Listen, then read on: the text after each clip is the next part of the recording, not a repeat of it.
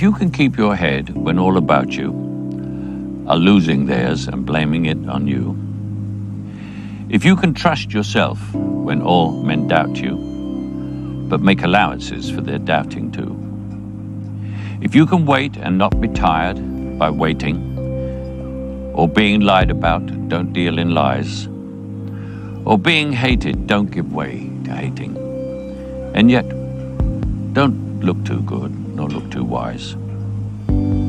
If you can dream and not make dreams your master, if you can think and not make thoughts your aim, if you can meet with triumph and disaster and treat those two impostors just the same, if you can hear the truth you've spoken twisted by knaves to make a trap for fools, or watch the things you gave your life for broken, and stoop and build them up with worn-out tools, if you can make one heap of all your winnings and risk it on one turn of pitch and toss, and lose and start again at the beginning, and never breathe a word about your loss, if you can force your heart and nerve and sinew to serve your turn long after they are done, and so hold on when there is nothing in you except the will which says to them, hold on.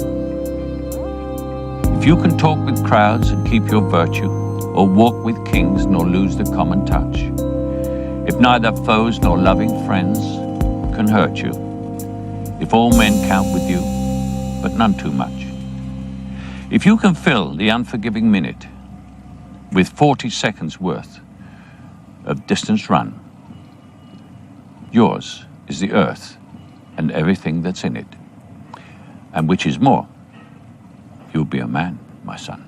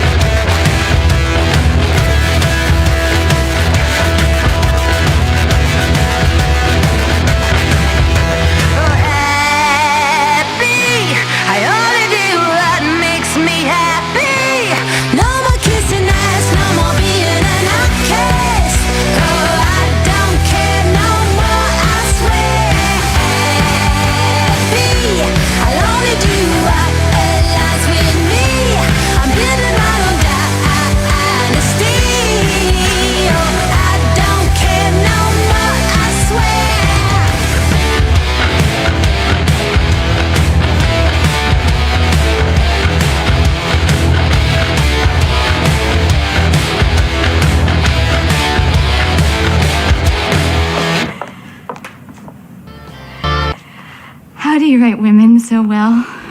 I think of a man, and I take away reason and accountability. But what is so important about driving faster than anyone else?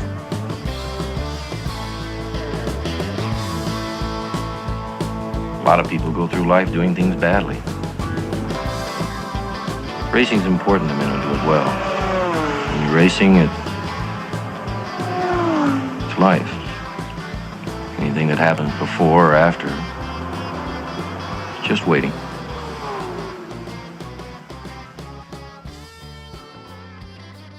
If like I wasn't a feminist, I don't know what I would be, if that makes sense. Like I don't really have like that's just all I know, I guess. And I guess I haven't really educated That actually myself. makes sense. You know what I mean? Feminism is basically the air that we breathe, and it's the water we swim in, whether people know it or not. It's ingratiated in society. So you may not have any other position other than that. So if you say, I really don't know anything besides feminism, I believe you.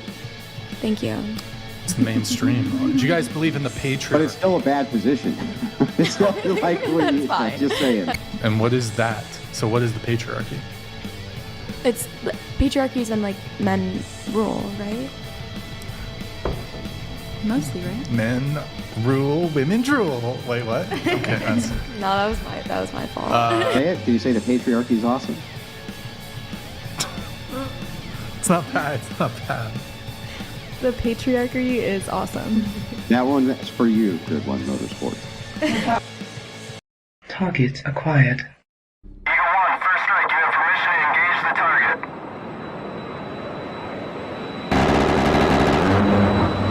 Warning: the following video contains explicit language which may be offensive to some viewers or inappropriate for children. The content within this video is intended for mature audiences only.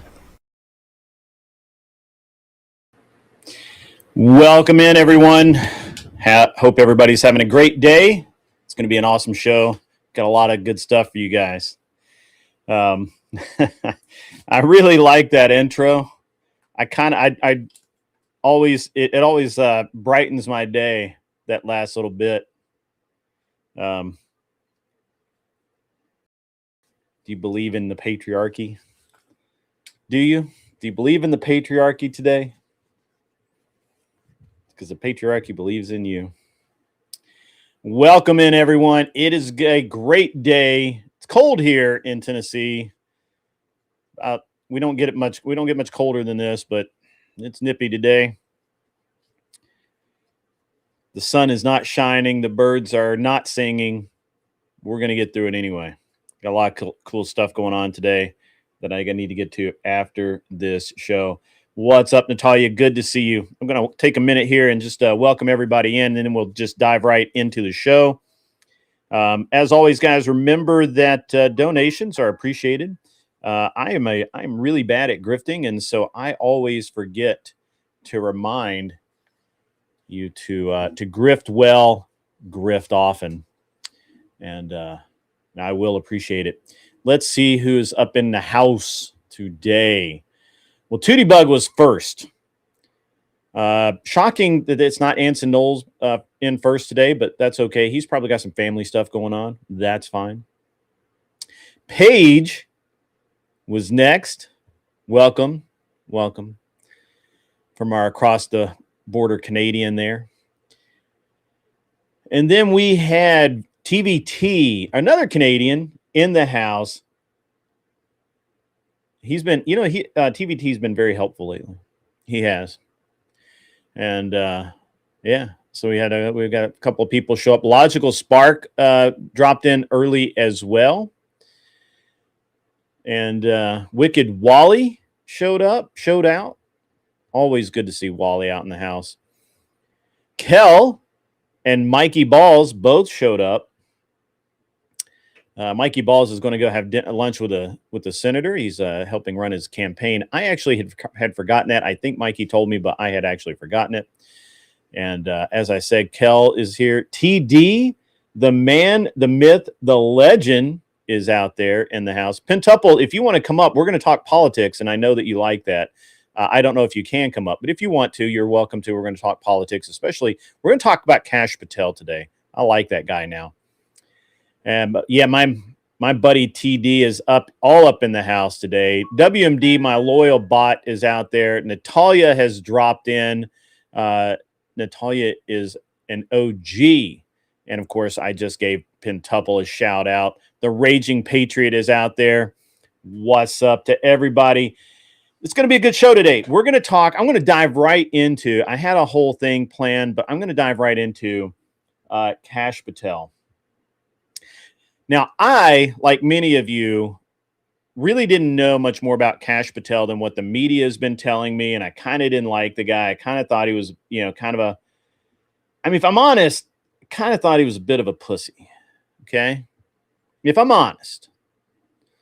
And I couldn't really, I liked him before he got in to office. But I wasn't really impressed with his performance. And then, of course, all of the Epstein stuff and how how they were supposedly mishandling that and all of that. And it got laid on his desk. But he's been in these Senate hearings and he has just been laying wood to these people. We're gonna cover this. So this woman is asking about the fact that they're firing people from the FBI because they don't meet minimums. Let's listen for a minute.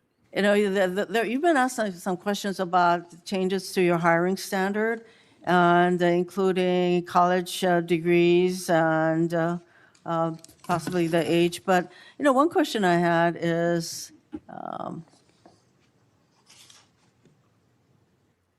that you are now requiring applicants to be able to do a certain kind of pull-ups, which a lot of women cannot because of physiological differences. Okay, so I understand this is hard. Just bear with me, folks. This lady, who's an elected official, by the way, I know it's shocking. She's an elected official. She is asking why the FBI has a physical requirement. Are you requiring these kinds of pull-ups? We are requiring a physical program at BFTC at Quantico because FBI agents carrying guns in the field have to chase down bad guys and do really hard work. The physical fitness standards of those agents So are are you requiring these kinds of pull-ups? We are requiring everybody to pass the 1811 standards at BFTC. If you want to chase down a bad guy and put him in handcuffs, you better be able to do a pull-up. The reason I ask is that if you want to chase down a bad guy and put him in handcuffs, you better be able to do a pull-up. If you want to chase down bad guys and you want to put them in handcuffs, you better be able to do a pull-up. This is awesome. So there are concerns about whether or not being able to do these kinds of harsh pull-ups is really required of FBI agents. Doing one pull-up Mr. is not Patel, harsh, I and there are always gravely medical concerned. exemptions to that. I am gravely concerned by the state of the FBI under your control. And in fact, you are willing to take a cut in your agency of almost $500 million. So the FBI is losing dedication. She's unhappy that he has reduced the FBI's operating budget by $500 million. Now, part of that is he's firing people that can't meet minimums, that are dead weight, that are simply collect paychecks. I love this guy. If you want to chase down bad guys, you want to carry a gun, you want to put them in handcuffs, you better be able to do a pull-up. Fucking facts. Employees, decades of expertise and specialization, leading to loss to early retirements, firings, and reassignments to immigration enforcement or conducting local police work. Thousands Yeah, yeah. So he's literally like firing these people so they have to go find other jobs. Oh, the horror. The horror, folks. It's so bad. It's, my God, you can't meet the minimum physical requirements for the job. So guess what? You get reassigned. You get farmed out to some meter maid. You get to go work for immigrations control in an office somewhere, but you can't work for the FBI because the FBI carries guns and they chase down bad guys.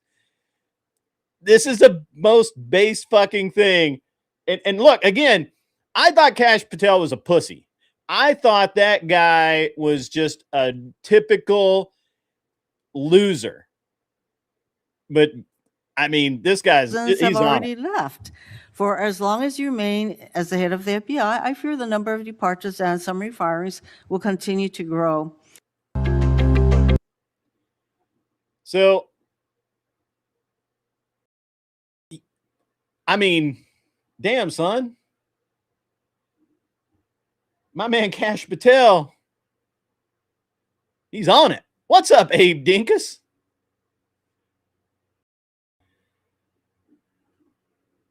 Frankie says the U.S. Army took away the leg tuck from their Army combat fitness test because females and overweight soldiers can't fucking do them. They switched it to the plank to keep numbers. Yeah, that's true. Yeah. One of my biggest pet peeves is when someone asks you a question and interrupts you. Well, you're going to get to see more of that shit. You're going to get to see more of that shit.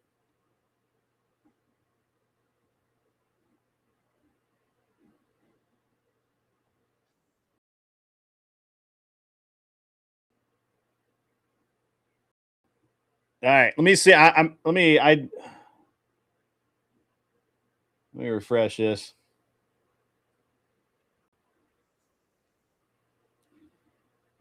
All right. So, and again, guys, I was like, I was not a fan, if you will, of Kash Patel because, I mean, frankly, I thought he was a pussy. But I got to be honest with you, man. Old Kash has got it going on.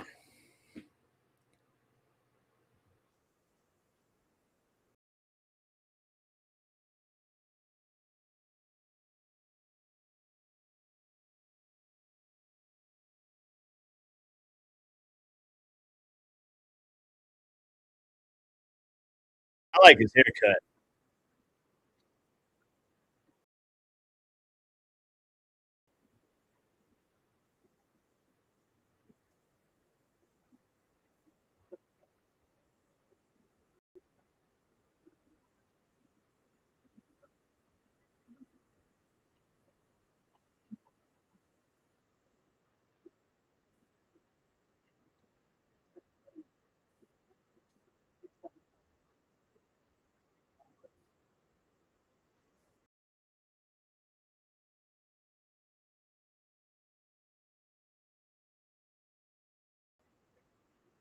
Do you have any idea how the law works?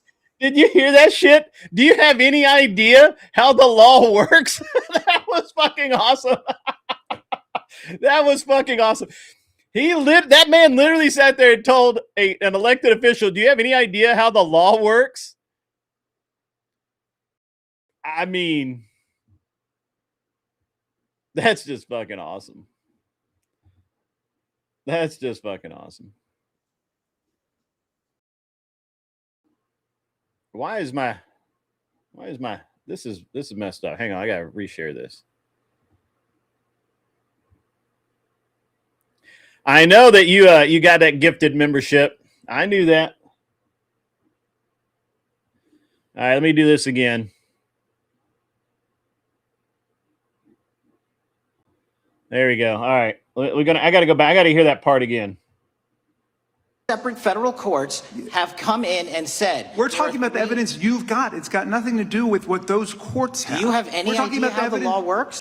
Director Patel, before you joined the FBI, you railed against it for covering up Jeffrey Epstein's human. Have come in and said. We're talking about the evidence you've got. It's got nothing to do with what those courts have. Do you have any idea how the law works? Director Patel, before you joined the FBI, you railed against it for covering up Jeffrey Epstein's human trafficking ring. Let me refresh your memory with this clip. So you finished that December 2023 interview with a challenge to the FBI and harsh words for Republicans in Congress for not getting the Epstein files out to the public. Put on your big boy pants and let us know who the pedophiles are, you said. You emphasized that the president and FBI director each had complete authority to release Epstein's client list.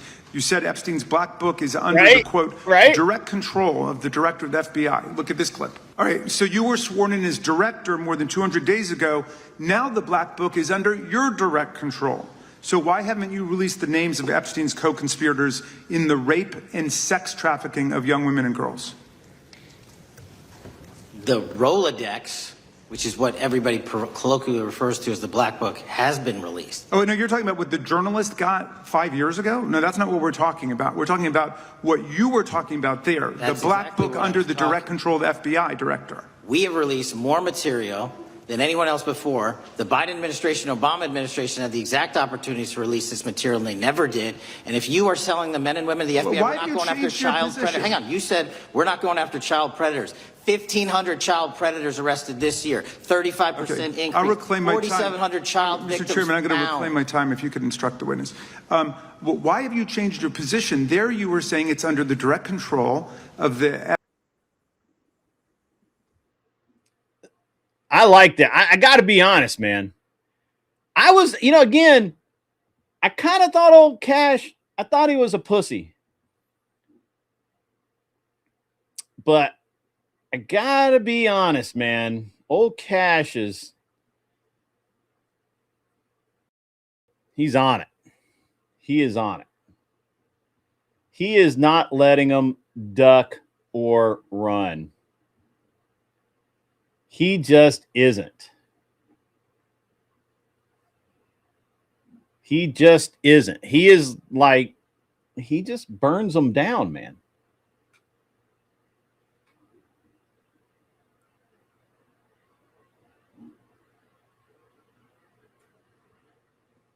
And I like it. I like it. Because again, I really thought old Cash Patel was just kind of like paper pusher. He's fired more FBI agents than like a lot. Like basically, I think anybody else. Like nobody's fired as many FBI agents as he has, and especially the corrupt ones. Like if you have any hint of corruption, you're fucking gone. Can't do a pull up, you're fucking gone. Like he's not fucking around. I really like that guy now. Like I was, it's pretty good, man. It was pretty good.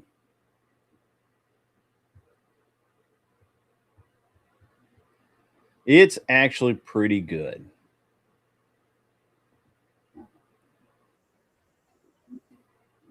I got one more here. Let me get this up. But yeah, it's just so good.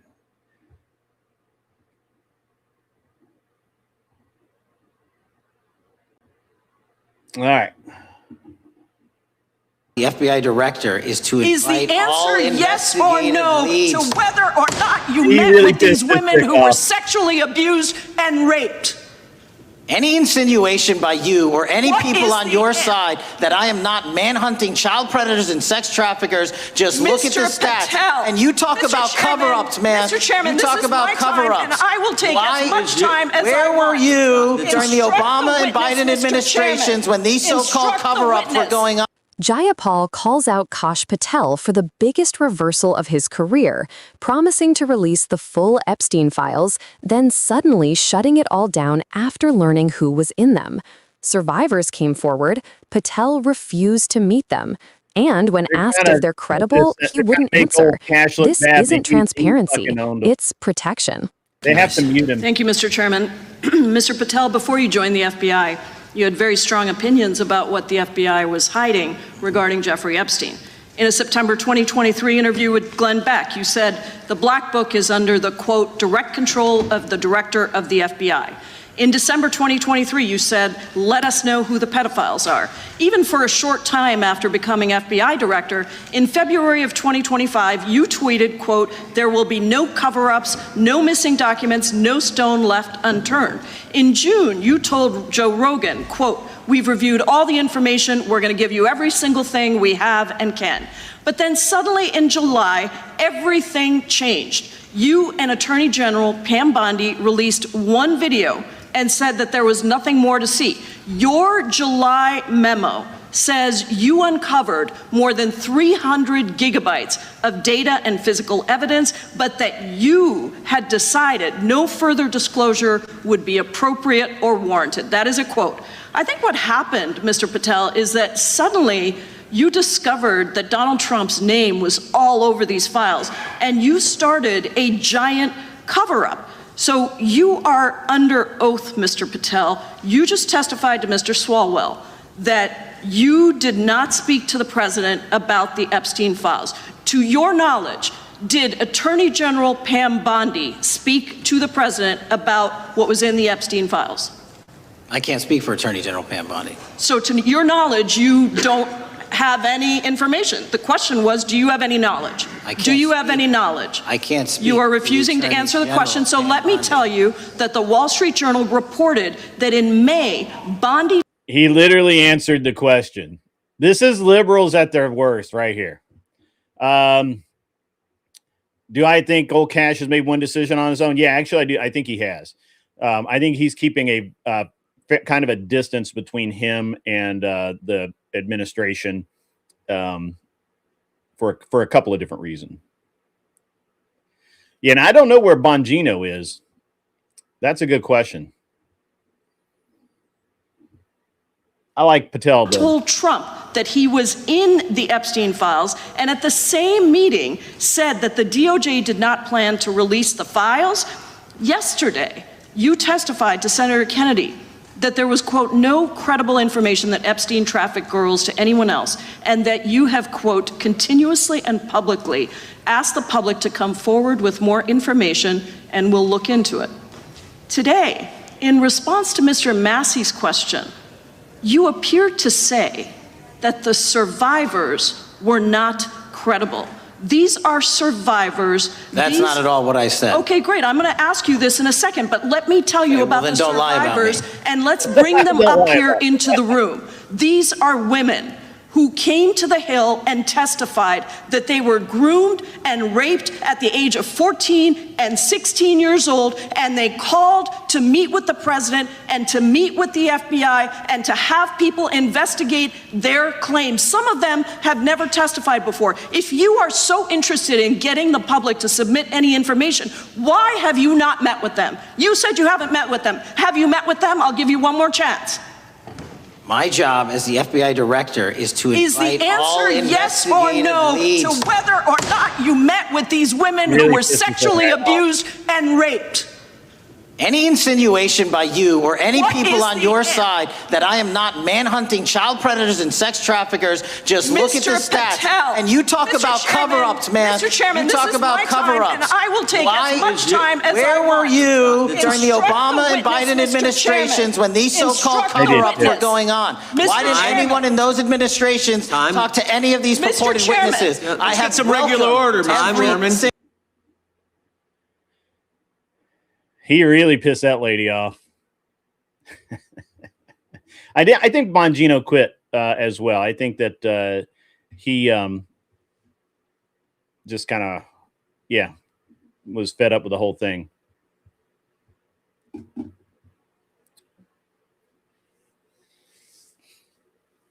But I don't know. I mean, he may not.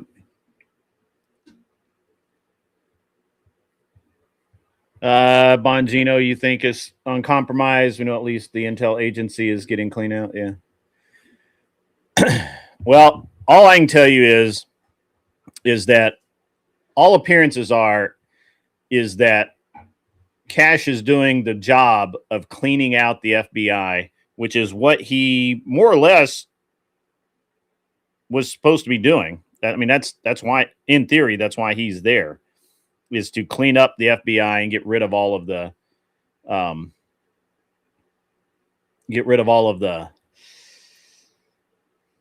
politicos as much as he can.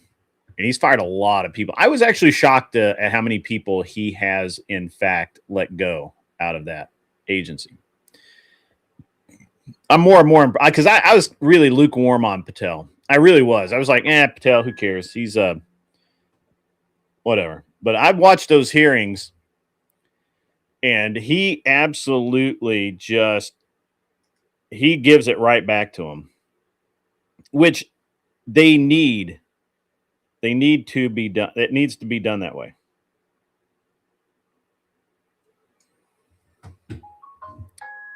So, at any rate, so anyway, that was my, you know, I didn't intend to start with that today. We got a lot to talk about, got a lot of other stuff going on right now. I believe it's still going on. You've got Nick Fuentes being interviewed by Steven Crowder. They've got comments turned off. You can't, the chat is absolutely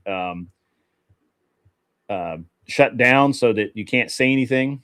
And it's, you know, it is what it is. So, sorry guys, I got to find my notes for the day. I didn't do very good notes today either. So we're probably gonna be a little bit rambling. I'm gonna go for about an hour, and then if somebody wants to come up and chat, I was hoping Pentuple would come up, but I think that he's probably working, and that's okay. But anyway, man, gotta be honest with you, man. I was really unhappy with the not unhappy, but I wasn't really super impressed with with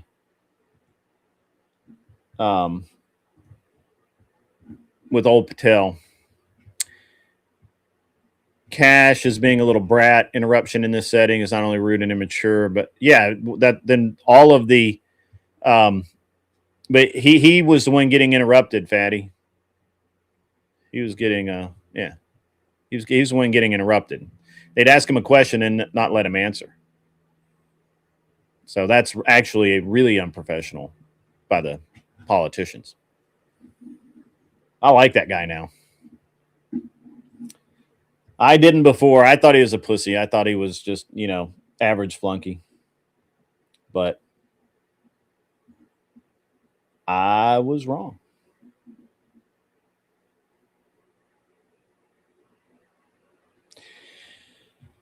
I may be wrong about Cash Patel. He may be a good guy after all. At least he's got balls enough to stand up and not get run over by the politicos. That's an improvement. Crowder is a chump. You can't stand him. I like Crowder. I like Crowder a lot, actually. So.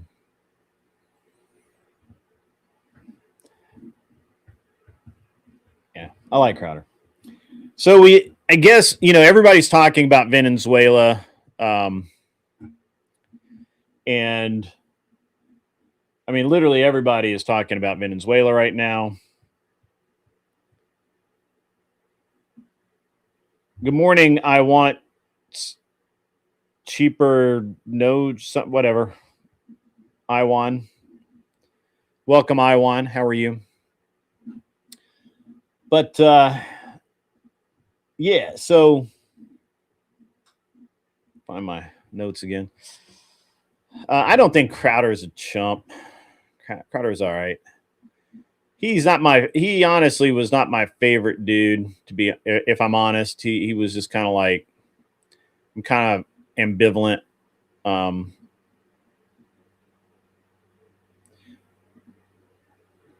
of ambivalent on him. We got to talk about obviously we have to talk about the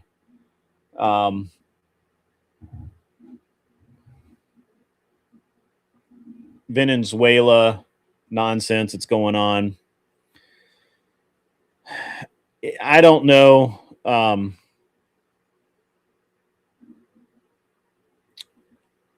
I had heard they were going to. I didn't see that they had actually made the arrest. But that's pretty cool if they did. What's up, Kissy Cat? Good to see you in the chat today.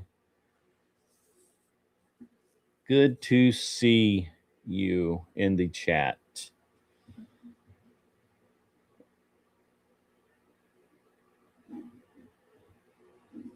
All right, so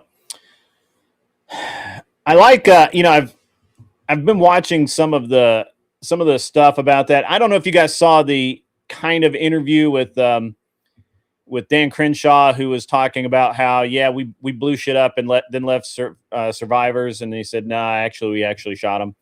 I mean that's Crowder didn't have a prego girlfriend.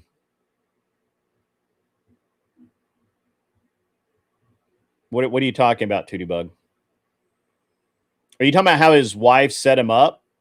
Yeah, I don't give a shit about that. Like, I don't like that's been debunked a lot. That was, and she even had to. I think she had to apologize in court for that nonsense. Tootie Bug, don't you go getting all believe all women on me. Don't do that. How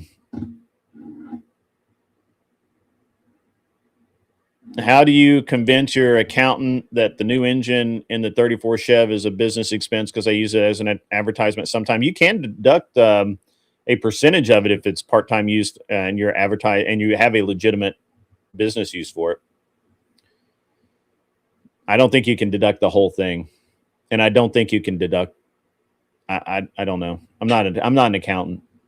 Anyway, obviously, Trump has doubled down now on the airspace closures that he put in place on December 1. He's vowed to continue the strikes. He's they haven't budged, as near as I can tell, they haven't budged an inch on the follow-up hit that supposedly killed survivors.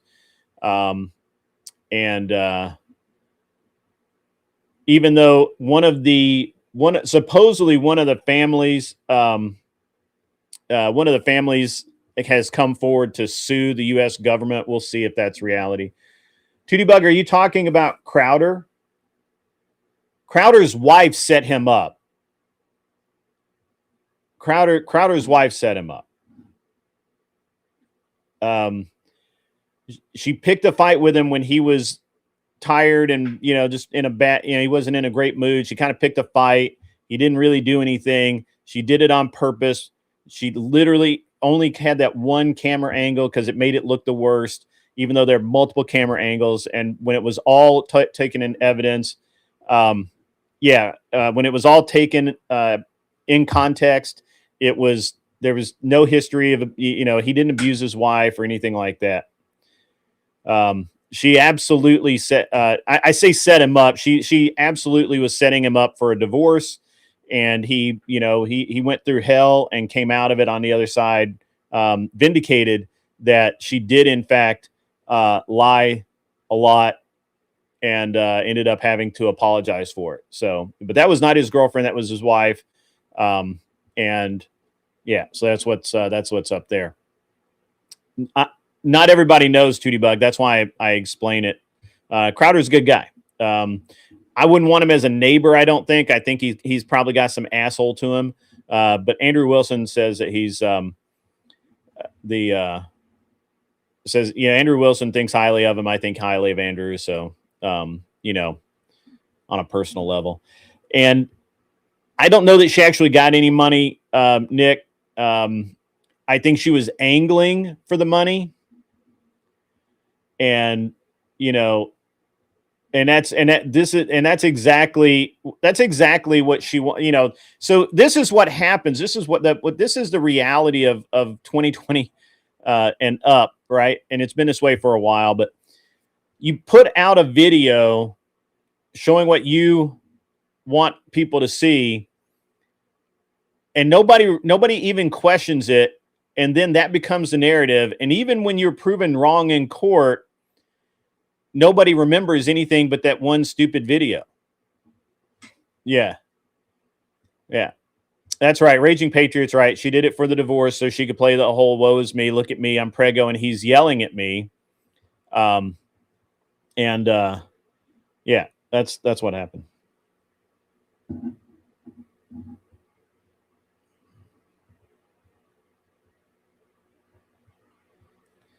Uncle Fatty, I mean, you can argue about it, but I mean, the video is pretty clear that all he did was yell at her, and he didn't even yell at her that bad, right? Like, it wasn't like he like berated her and called her 18 different kinds of bitch or anything like that. He literally was just like, hey, leave me alone. Oh yeah, they were married. They've been married a long time.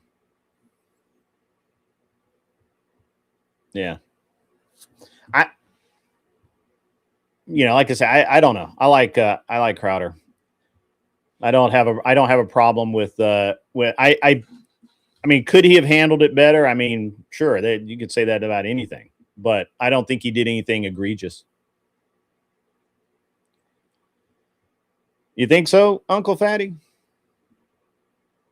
Okay. Okay. I believe you. I believe you.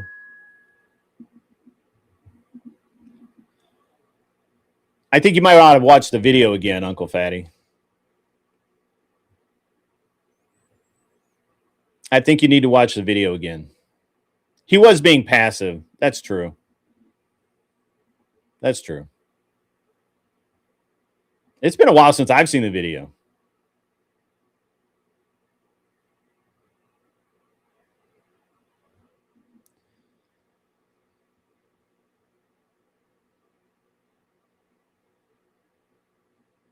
Yeah, Bandit. I don't know that he's he comes on, and maybe that's his on-screen persona, right? Because people that I know that know him, and not just Andrew, have said he's a super nice guy. He's very helpful. He's not who he is on screen. I don't know that to be true, so I don't really say that. But so.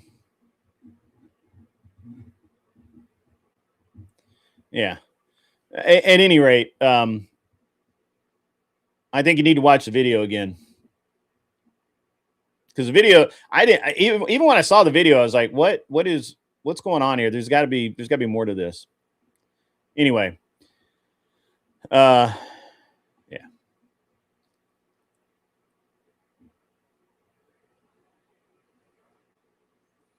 Yeah. At any rate, so obviously we're escalating in Venezuela. I don't know. I think that most Americans, if it wasn't Trump in office doing it, they'd be like super happy about it. But now, whatever.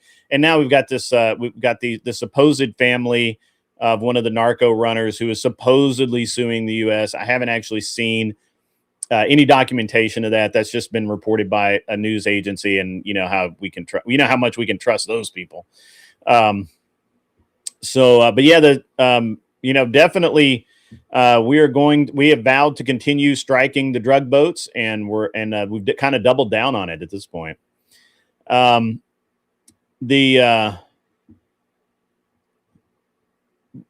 Basically, and you've got Adam Schiff going out there talking about how the troops are legally exposed for what they're doing, and that's horseshit. You can't hold soldiers accountable for following orders. That is absolutely stupid. And anybody that believes that needs their fucking head checked. So, just saying. They sent a threatening letter to Patel. That'll get them far. Yeah, send the director of the FBI hate mail. That sounds like a good plan. So, anyway,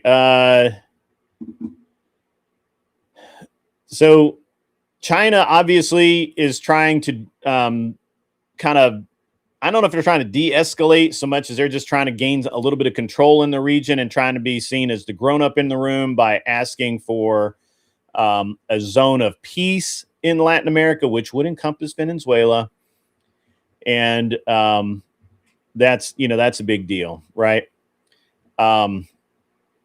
So you've got a bunch of people out there who are like, yeah, we need to treat these narcos like terrorists. And they're the equivalent of terrorists. They are attacking the shores of America, and so we need to treat it like that. And there are a lot of people who are, that is echoed by a lot of people. And we'll see where it goes. Right now, I don't see any end in sight. They need to stop. The easiest way to not get blown up is just don't run a drug boat from Venezuela to the U.S. That's all you got to do. Just all you got to do is don't run a drug boat out of Venezuela to the U.S. You won't get blown up. That's just seems obvious. Maybe they need instructions. Maybe they need instructions a Marine could follow. I don't know. I don't know if you guys are paying attention to Ukraine anymore because everybody's getting distracted by all this other bullshit. Putin has blinked to some degree. Witkoff and Kushner obviously met with Putin on December the 2nd. They were not 100% successful, but according to them, they got a very good nod to Zelensky's 28-point plan. Although Russia has rejected full peace, they have agreed to pause advances. They've rejected full peace. Basically, as near as I can tell, Russia wants all the land that they currently occupy ceded back to Russia. And until they get that, there's not going to be anything. There's not going to be anything to talk about.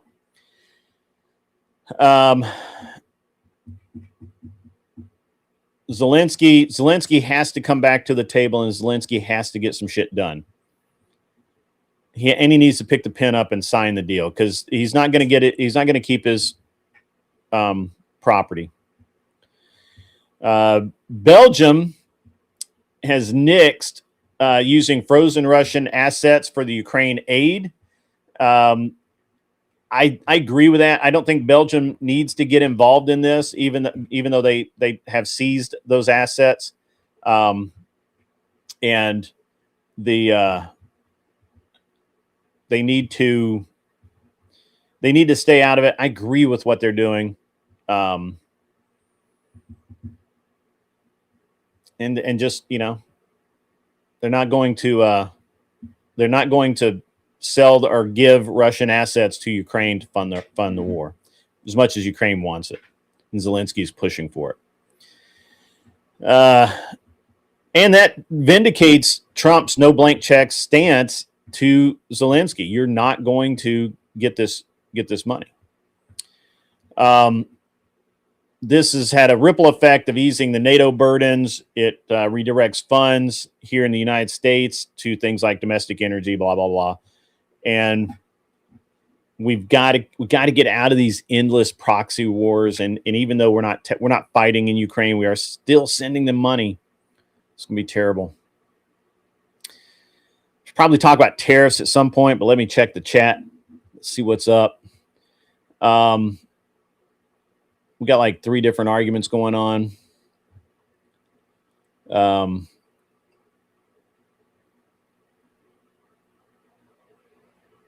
So Ghost says he's tired of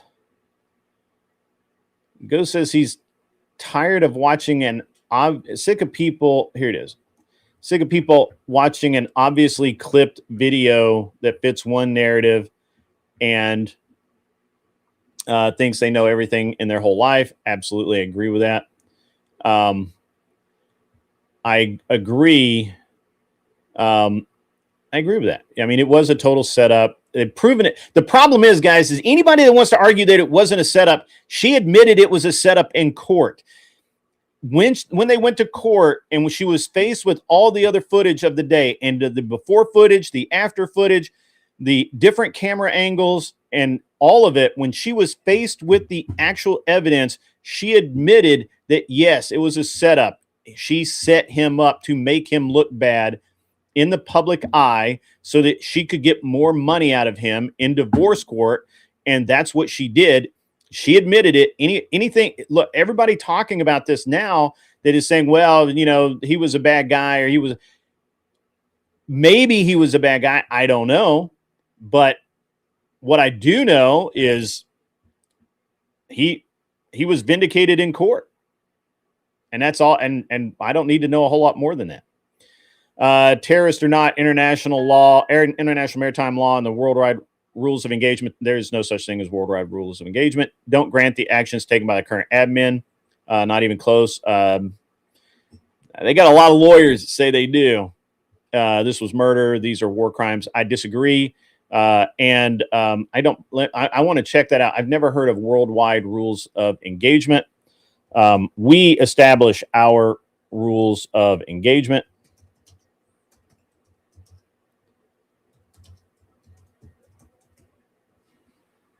There is an international rules of engagement. It only applies to war. And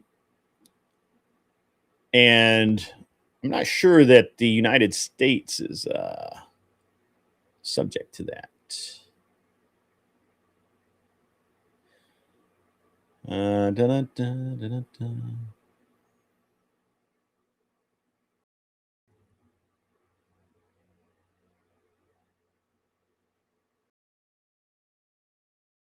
So and it wouldn't matter anyway. So that is I don't believe that, Fatty. I don't think you're right on that. Ukraine doesn't have a choice. The new debt bill is January. It's true. And we're not giving any more money. Also true. Which is glorious. It's glorious. It absolutely was a setup. Yeah.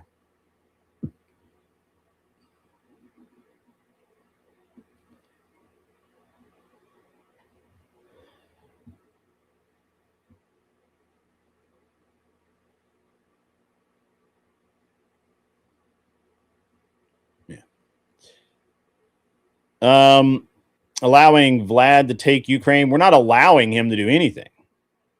That motherfucker won it in war. What do you know, Uncle Fatty, I like you, man, but you're off base on this.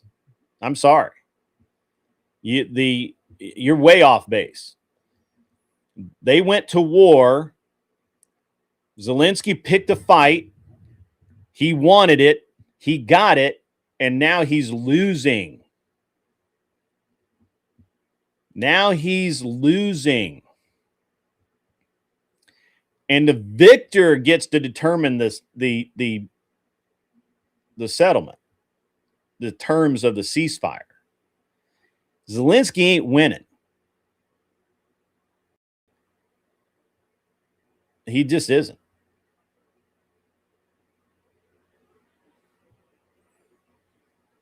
What's up, Sparky? I got to be honest, Uncle Fatty. I like you, man, but you're way off base here, bro. Right now, Vlad's on his soil. He's on Ukrainian soil, but that's only because they haven't signed a treaty. He won that, baby. That's what war is all about. Do you think they're just over there pushing and shoving on each other?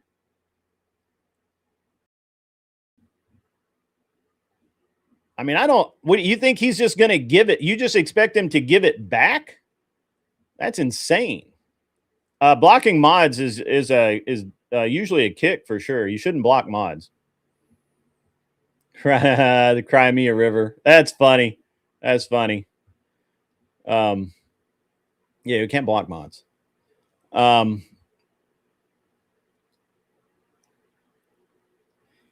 It doesn't matter who invaded who, Fatty. It doesn't matter who invaded who. They got in a fight. Putin's taking his shit. If Zelensky doesn't if Zelensky doesn't concede, if he doesn't surrender, and if he doesn't concede that land, you don't have anybody blocked? Okay, I believe you. What's up, Angel Berber? I see you out there. The way war works is for everybody else except America, because we just seem to give this back. The Ukraine is losing the war. If he doesn't surrender and take the deal, he could lose all of the Ukraine.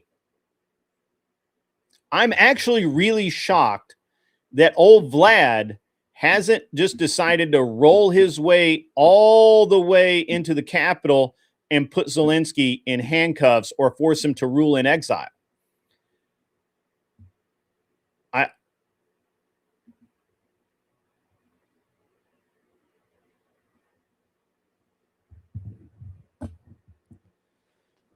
I'm just saying this is the way it is.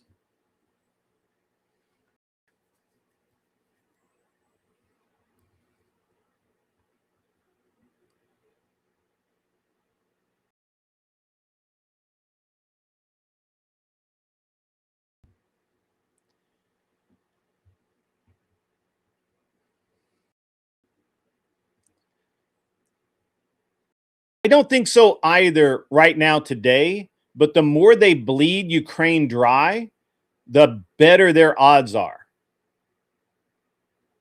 I'm not running 2. I mean, I have Twitter. I'm not running 2. The United States doesn't even occupy, and then we give it back.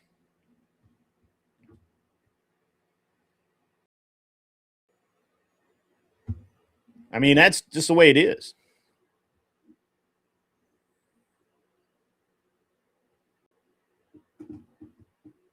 Yeah, I'm not running 2 streams.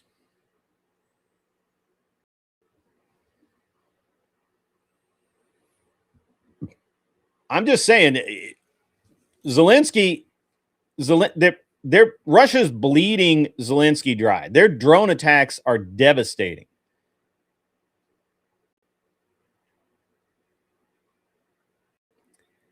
And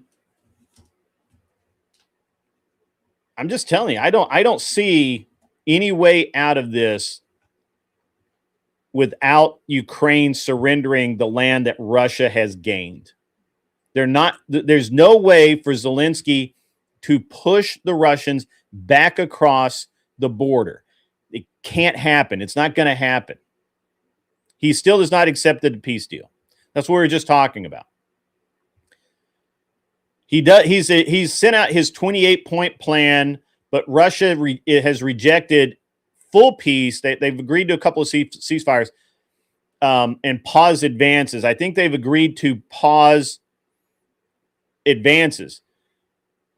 But Zelensky does not want to concede any ground. Zelensky doesn't want to concede any ground at all. So if this is the case that Zelensky's not going to concede ground, Vlad knows that he's bleeding money too. He's bleeding money. He's bleeding men. You know, he's got a country to run. He's only going to put up with this shit so long, and he's going to have to push forward. It's just the way it is. He's going to have to move forward. And when he moves forward, Zelensky can't do shit about it. And America is at the point right now where there's not enough support for Zelensky at all. We're not going to send troops to fucking Ukraine.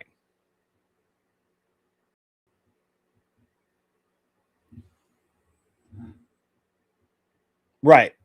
Sparky, you're right. That's exactly right. He doesn't want to concede the ground, but he's going to have to concede the ground because he cannot. He will lose his entire country. He's going to lose his entire country because America is not going to step in. England has their own problems. Germany can't step in. They don't even have an army. It's just the way it is. The best bet that they have is Poland, which is armed for fucking bear. But they'll just, that Russia will probably just make a deal. Yeah, TBT, I don't want to get into all of that stuff. I don't disagree with you. But the point here is globally, Russia is going to win in Ukraine, period. Zelensky can either concede the ground that Russia wants and move on and end the war and everybody go back and Zelensky will go to jail and Putin will go to a hotel and get some whores or whatever he does. I'm assuming that. He just looks like a guy. He looks like that kind of guy. I could be wrong. But I don't think I am. So Zelensky, the reason Zelensky won't concede this war is because he will go to jail as soon as it's over. What's up, Anson Knowles? Good to see you.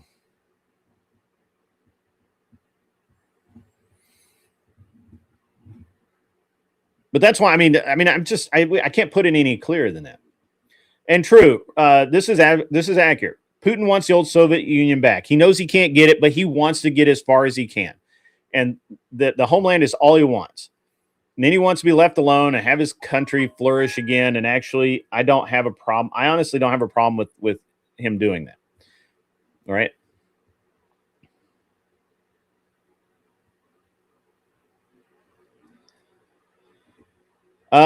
Bandit, maybe, but the problem is that the polls are loaded for bear. I don't think they will do anything unless Russia tries to attack them, and I don't think Russia has any desire to do so. Russia doesn't care anything about conquering Poland. So, I just don't think that's true.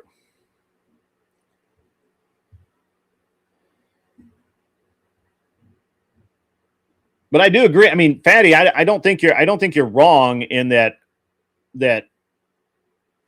I don't think you're wrong in that, Zelensky doesn't want to do it, but I just I don't see he has a choice.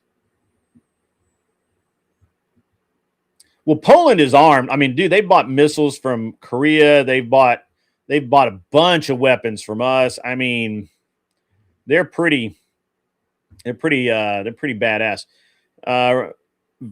You think they're growing an alliance with North Korea and Brazil, Russia, India, and China? Well, so here's a problem. But Russia,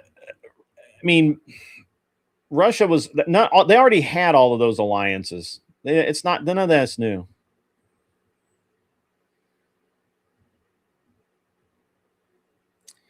Right, and this is the smartest comment in this entire thing, and I've said this since day one. The only thing that the entire reason this war started is because land that Ukraine had typically allowed Russia to use, which is the land bridge from Russia to Crimea to the deepwater port. I can't remember the name of the Russian city there, but it's a four-season deepwater port. Without that port, everything that shipped into Russia, especially during the winter months, it costs way more, and they just and a lot of things they just can't get done, so they have to fly it and all of that. So, it's super important to Russia to have that access. Zelensky shut down the access, even though he said he wouldn't. He promised Trump when Trump was in office. They had the discussion, everything. The reason there was peace and war did not break out between Ukraine and Russia during Trump's term was Trump basically said that he wouldn't back Zelensky. And also he told Zelensky that the best thing he could do is just allow the Russians to use the port as they have for centuries. And it was historically Russian land, and just let it just stand. Don't do anything about it. Soon as Biden's in, all that shit's off the table. I personally think Biden gaslit Zelensky into picking this fight. They closed off access to the port, which, by the way, Putin is not somebody you fuck around with, right? Like he is literally the guy that when you say play fuck around and find out, he is the guy. He's the guy that's gonna fucking say that, who's gonna, if you push him, he's gonna fuck you up. And so they closed off the Russian access, then they reopened it, and they were going to charge them a tax or an access fee or whatever it was to use the port. Now, this has historically always been Russian. So Putin said, fuck you, we're going to use it anyway. He moved tanks down against, doing maneuvers in the area. Then Zelensky swung his dick, and then we got a war. So he can't fight for 3 more years, Patty. You may think he has that choice, but he can't. If he will not last till the end of the year. Well, I mean, end of the fiscal year. He won't last until next year. Yeah. So this could have.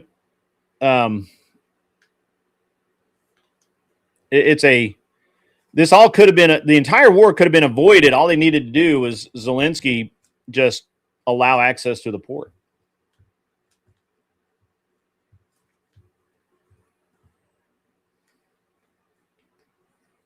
Yeah, but that's true. At this point, yeah, everything else is a bonus.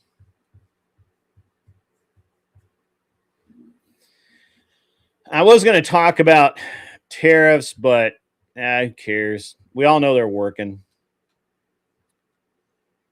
We all know they're working.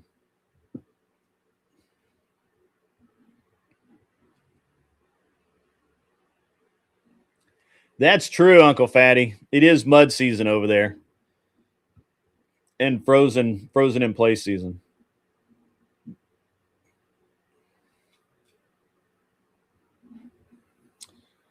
All right. Well, it is about that time where I invite people to come up. If you would like to come up and chat about anything we've talked about today, or just anything really, you're welcome to do so. I will take callers.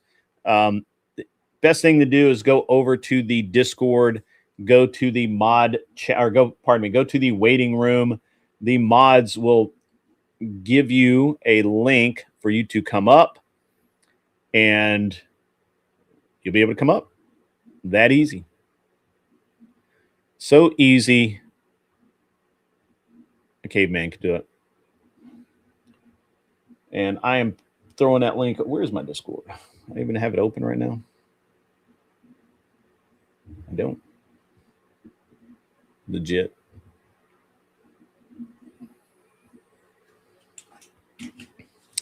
Putin is ex-KGB. KGB doesn't exist anymore.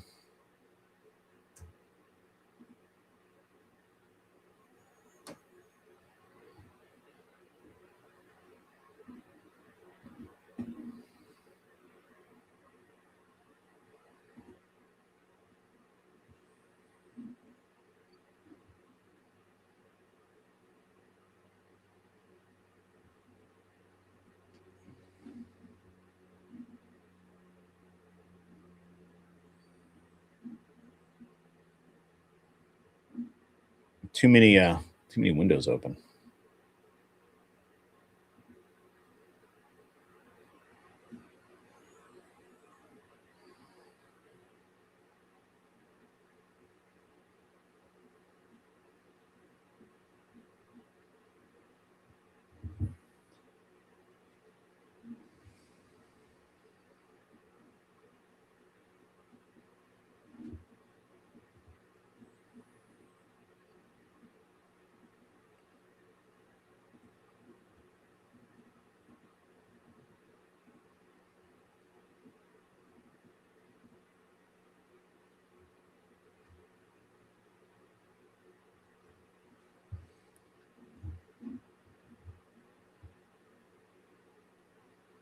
Yeah, Anson doesn't need a link. He gets it. Ukraine just had to stay neutral. That's right, Natalia. And you were in that part of the world at that time. Natalia knows. Natalia was actually in that part of the world at that time.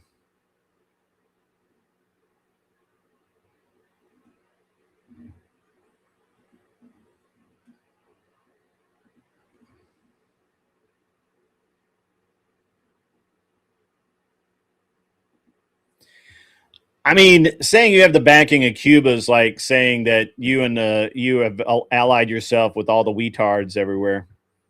It's just no, it doesn't care. I think Maduro I think a lot of this is just a. I think that Maduro needs to run. We have a bounty on him. I think it's like $3 million or something.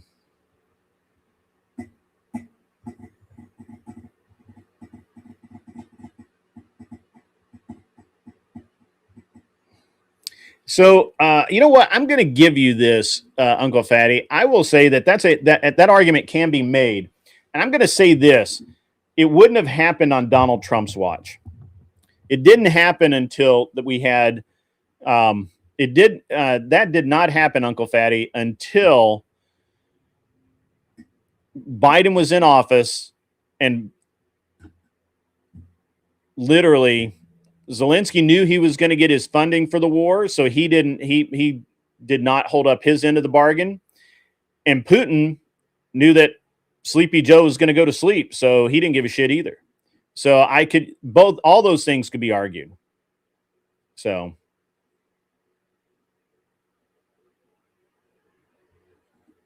there you go.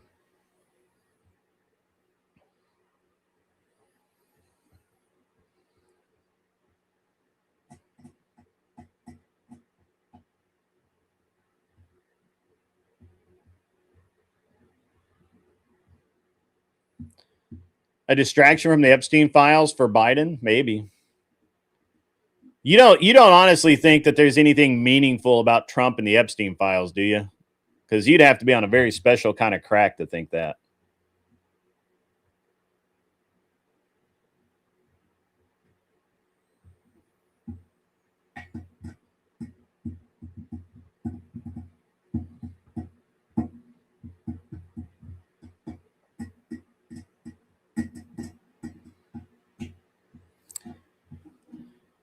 Speaking of immigration and customs enforcement, where is Emmett? I haven't seen Emmett in a minute.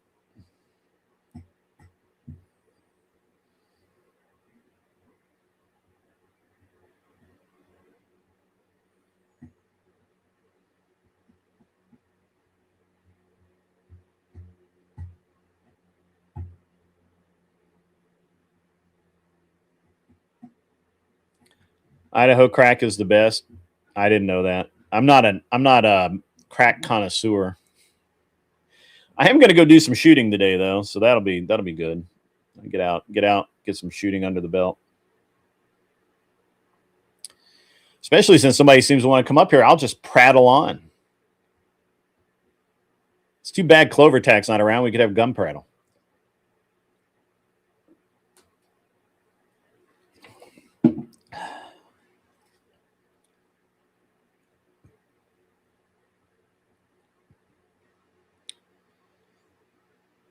Yeah, that's that was the agreement.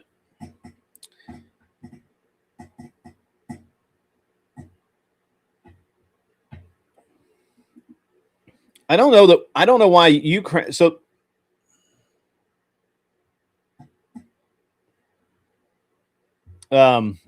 what's up, Mo Rebuttal? How are you?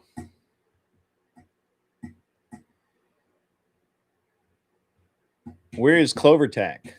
Where is Clover Tack? He should have already been here because I've said his name. Hey, man, the mods have the link over in the mod chat. Go over to the waiting room if you want to.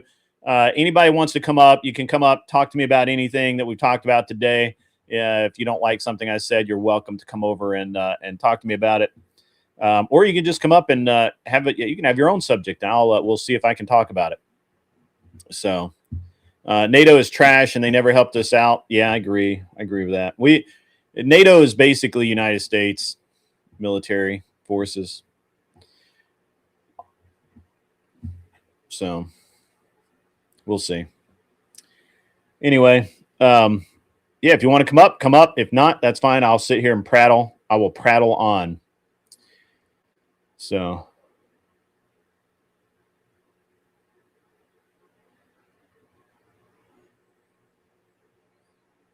but yeah, I agree. I don't see the benefit to the United Nations or NATO or the World Court or pretty much any of that shit.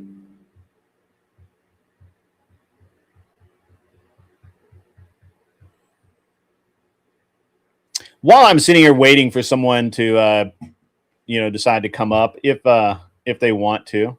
Yeah, I haven't actually been watching. I don't have Discord up. I should. Let me do that. I should do that now.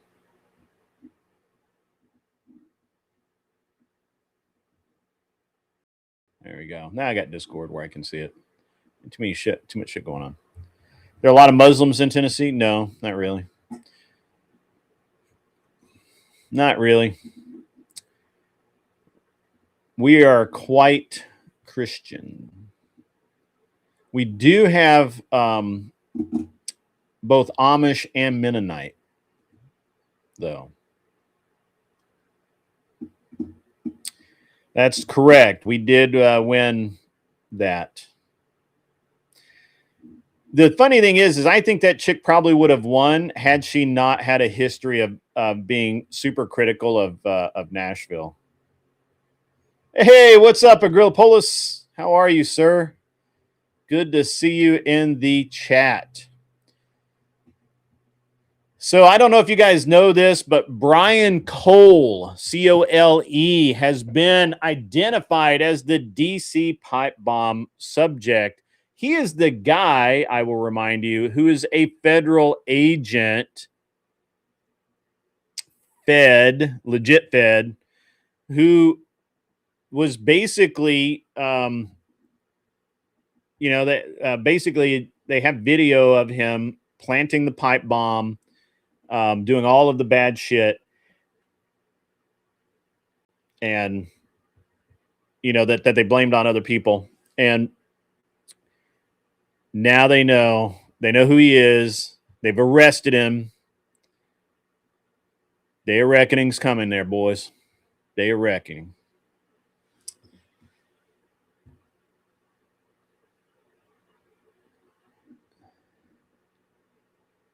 Anson, I did not know this about Anson. I think he told me this, and I just remembered it the other day.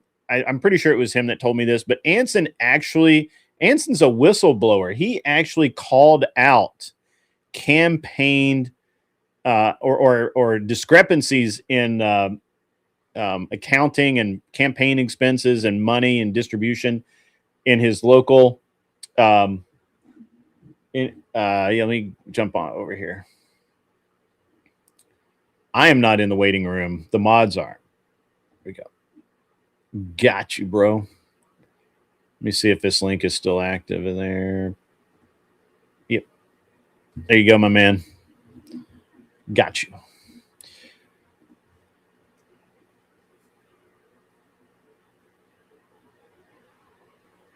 Yeah, he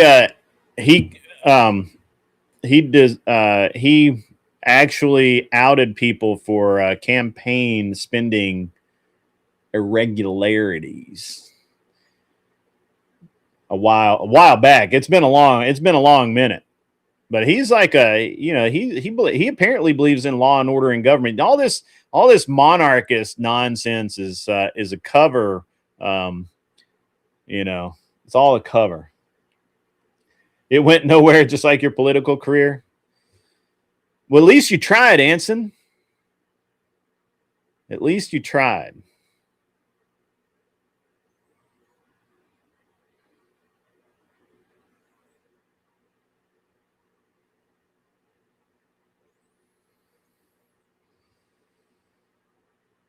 Yeah, I sent it too. So he should have it. He may be configuring his equipments.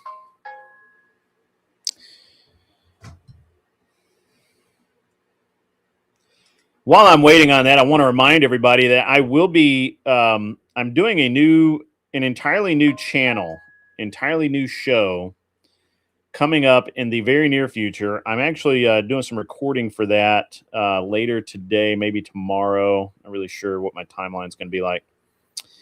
And it's going to be totally different. And I think you guys are going to like it. I think we're going to get, it's now it is a fact that you don't get a lot of conversion when you start a new show, especially when you're changing subject matter. But I feel like that I think I'm going to be pretty good. I think it's going to be pretty good. Hey, Glare, if you haven't seen it, I've got a video. I'll throw it up now. Let me, that's not it. I actually have a video of me from the range day. If you did not come to Nashville to my event, you already seen the video? It's a cool video. We're going to see me on a 3-gun course, maybe. I don't know. I mean, at some point you will. So, Adam Bates says he don't convert.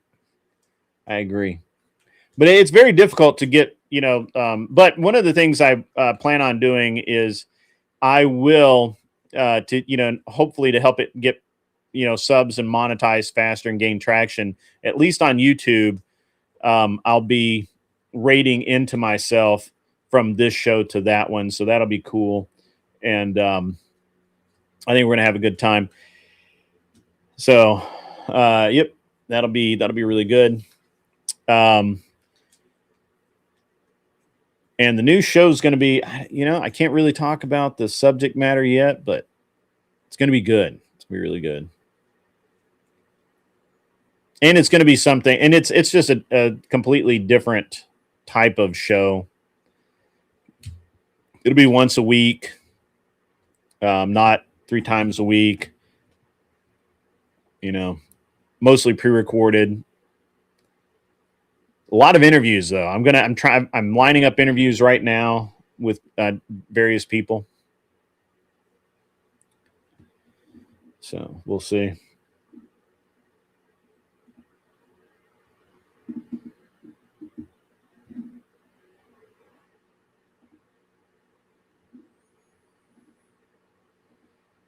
Looks like the Crowder and Fuentes thing is still going.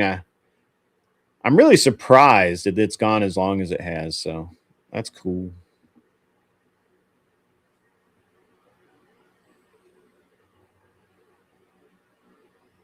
AFT Afton.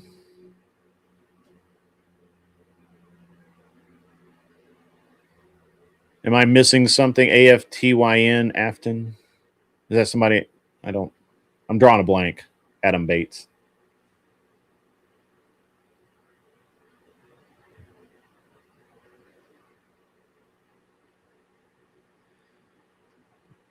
I did not know that was her name. I did not know that was her name.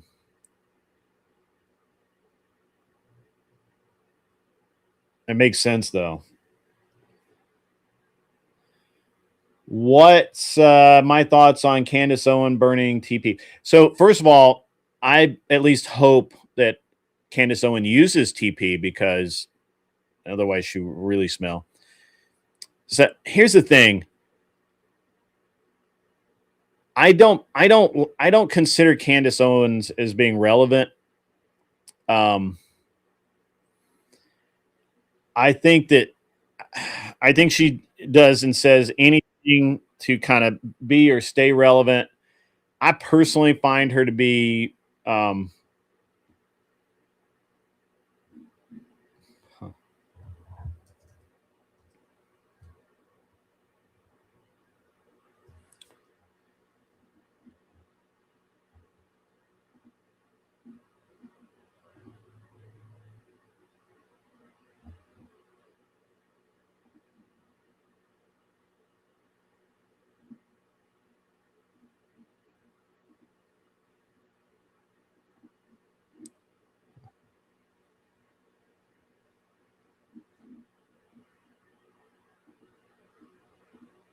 Someone is reaching out to me. Oh, there we go.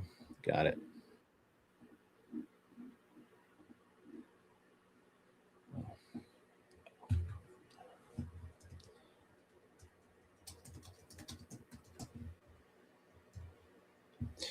Sorry, I'm trying to get this link out there.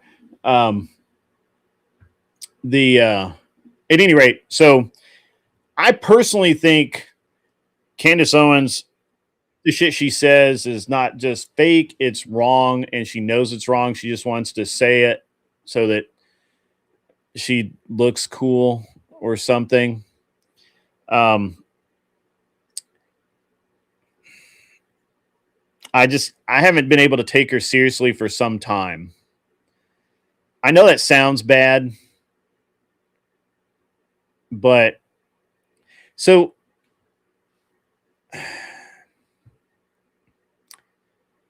I thought when she was doing the college tours and actually talking to people and kind of getting clips and kind of out there drumming up the vote, all that kind of stuff, I thought that was great. I thought that was wonderful. I thought that was worth it. When it was her filmmaking nonsense. She's not a good filmmaker. The video, I watched that bullshit that she did. I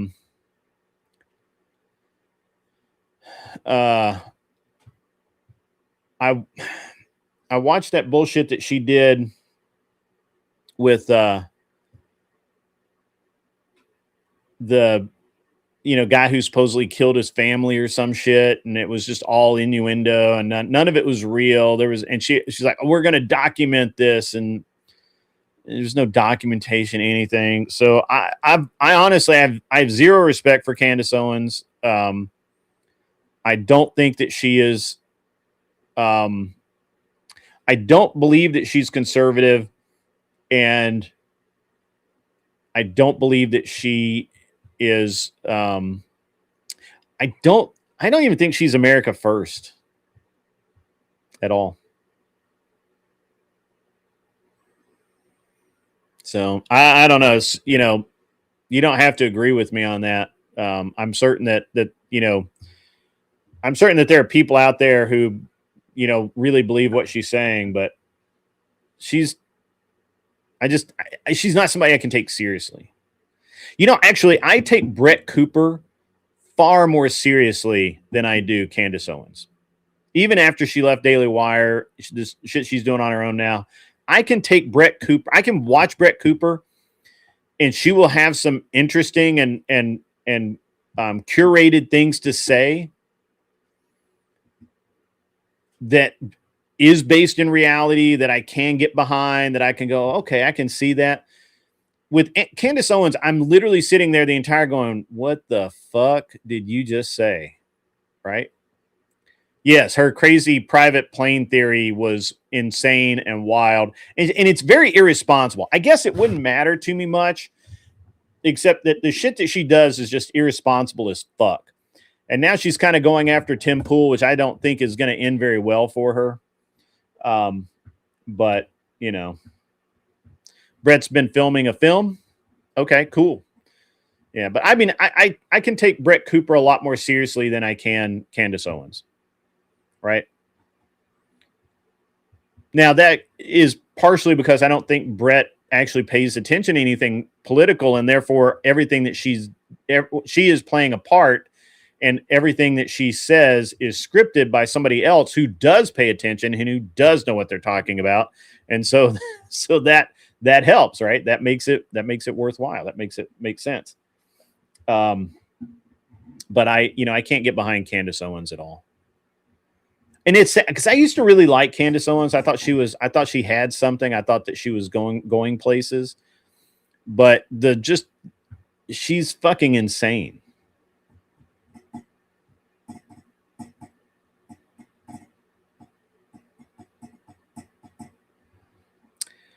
Yeah, I mean, it's win in the intention column, but sure.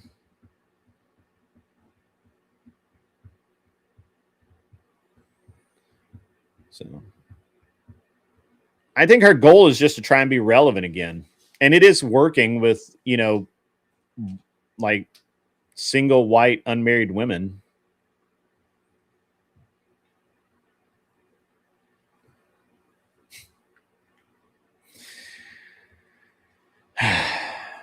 I think Uncle Fatty's struggling with the software, which a lot of people do the first time they come on the show. A lot of people do.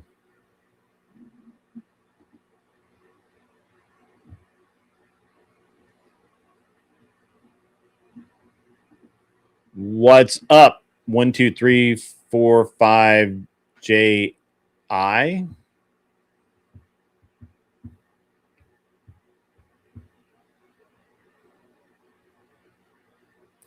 Right. Yeah, Smoking Spaceman, that's accurate. I like that. That's funny. Yeah.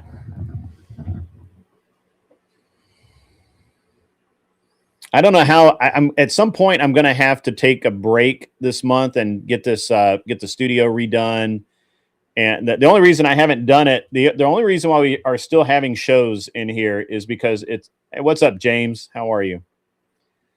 The only reason why the studio is not torn apart right now and getting painted and new the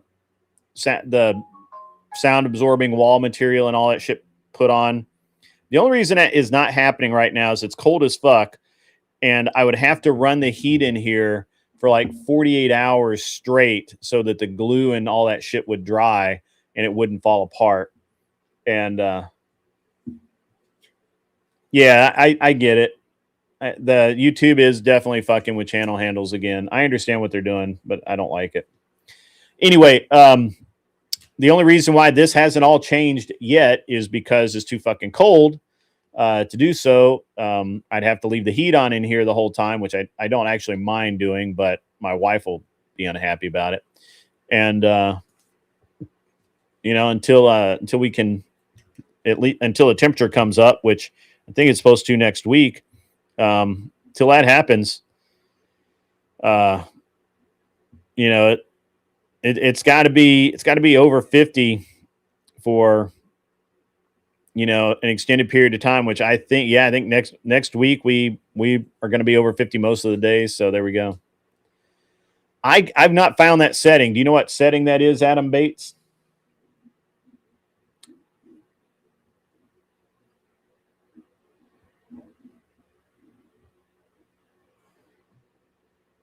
I know YouTube was saying that the reason that it was doing it was to have less, you know, less fake accounts and shit.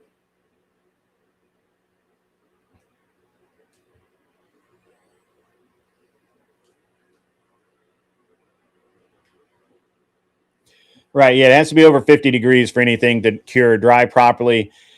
The paint will probably be okay, but I'm using adhesive in some places on the wall, on the sound, on this sound absorption panels. I don't have an echo in here now, but why not? You know, do it. Just do it. Just get it done. It's not going to be hard. So I'll get her done. But all of this stuff's got to come up. I won't be able to do anything. And then I need to take some time off and I got to make content for the show that I'm about to launch. I've got to do the website stuff. I've got, which I have started on. I'm trying to work with Emmett on that, getting the website stuff done. And so then I got a lot of stuff going on with the new channel.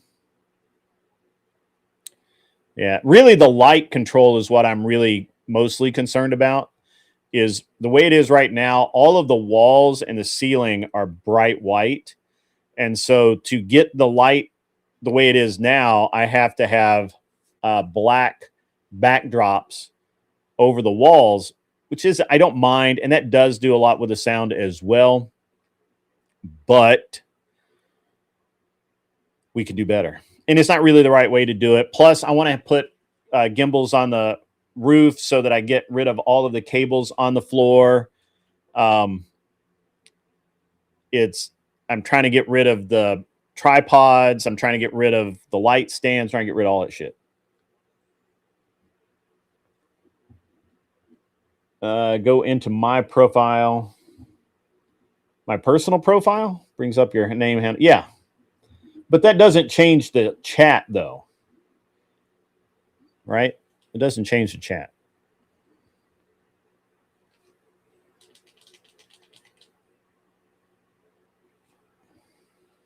Yeah. Anyway, so that's what I got going on there.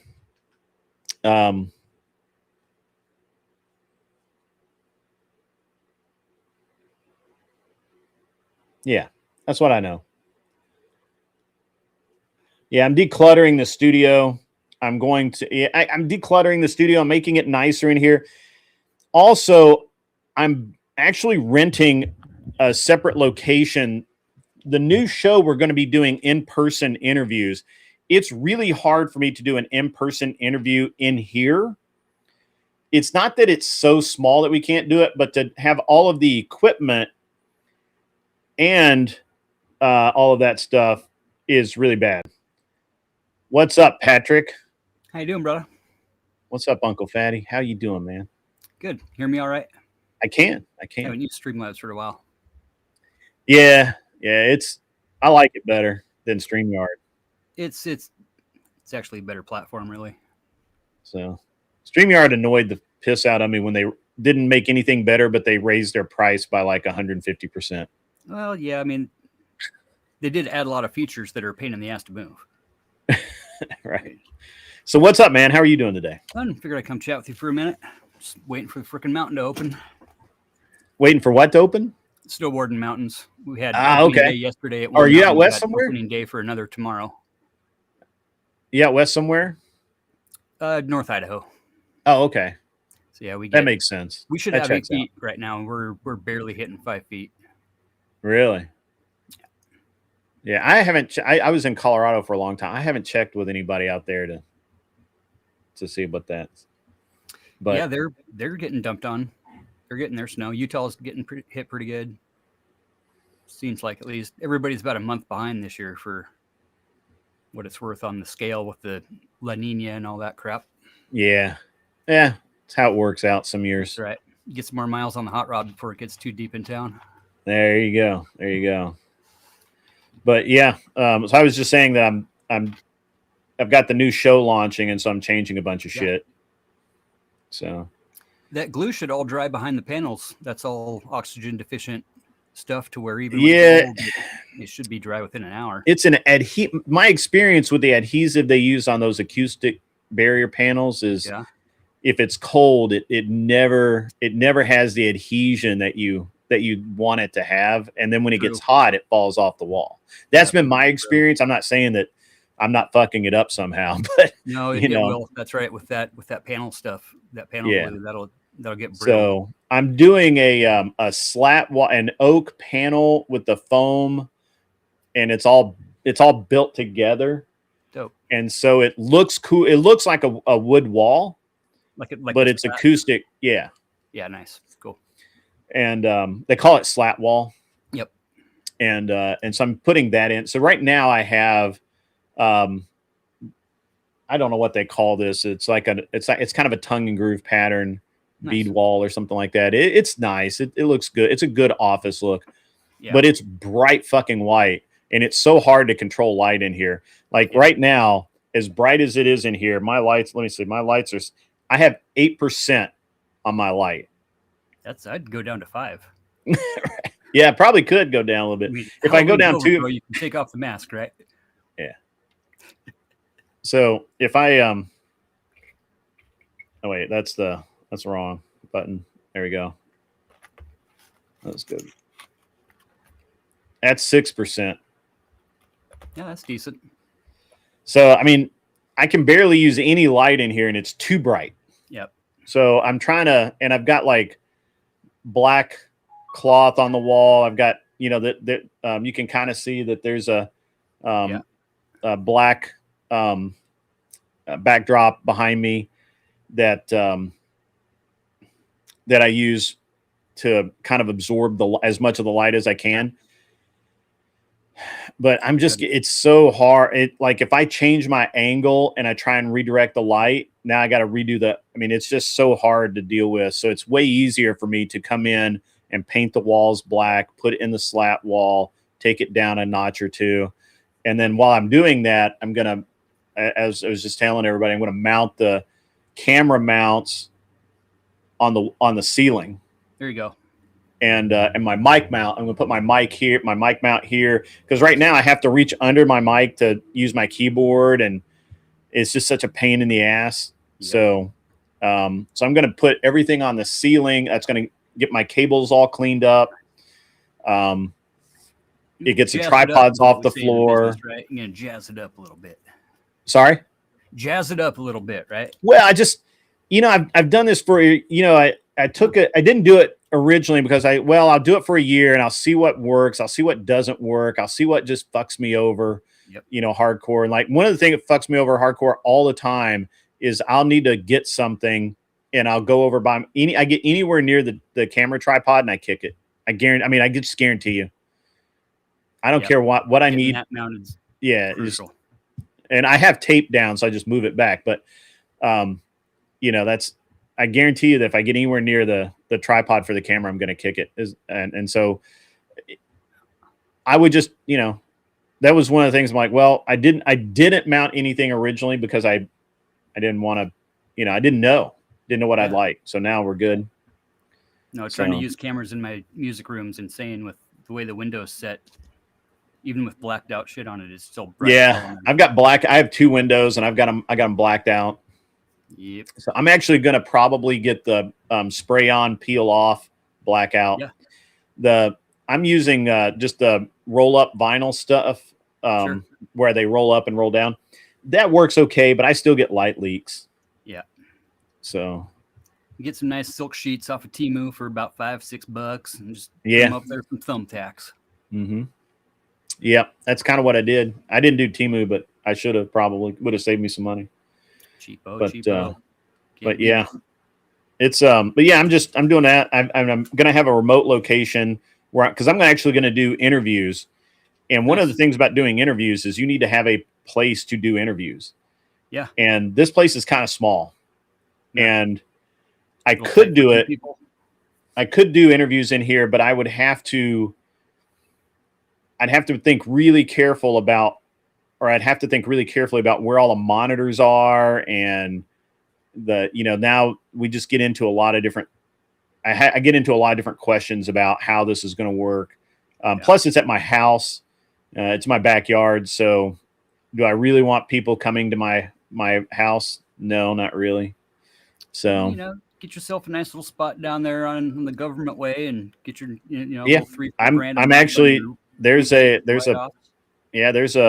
inexpensive office space available, and I could actually I may be able to, and a matter of fact, I may go look at it tomorrow. And if it's what I want, I'll go ahead and take it, and we'll just move I can move this there and just start operating out of there temporarily while I'm doing the construction in here.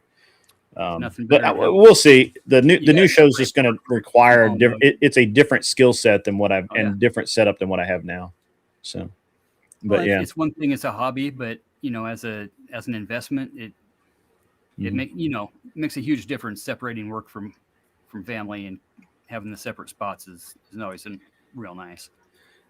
Yeah. And I'm taking this show and so I'm moving away. So not that I've been kind of disenchanted with the panelverse and the whole, whatever we call this as a community. And I've been a little burned out on it a little bit, The drama sphere. Right. Yeah. I don't really care that much about drama. I want to talk about the politics. No. We could talk politics all day, man. Right. We could talk, social issues, that kind of thing.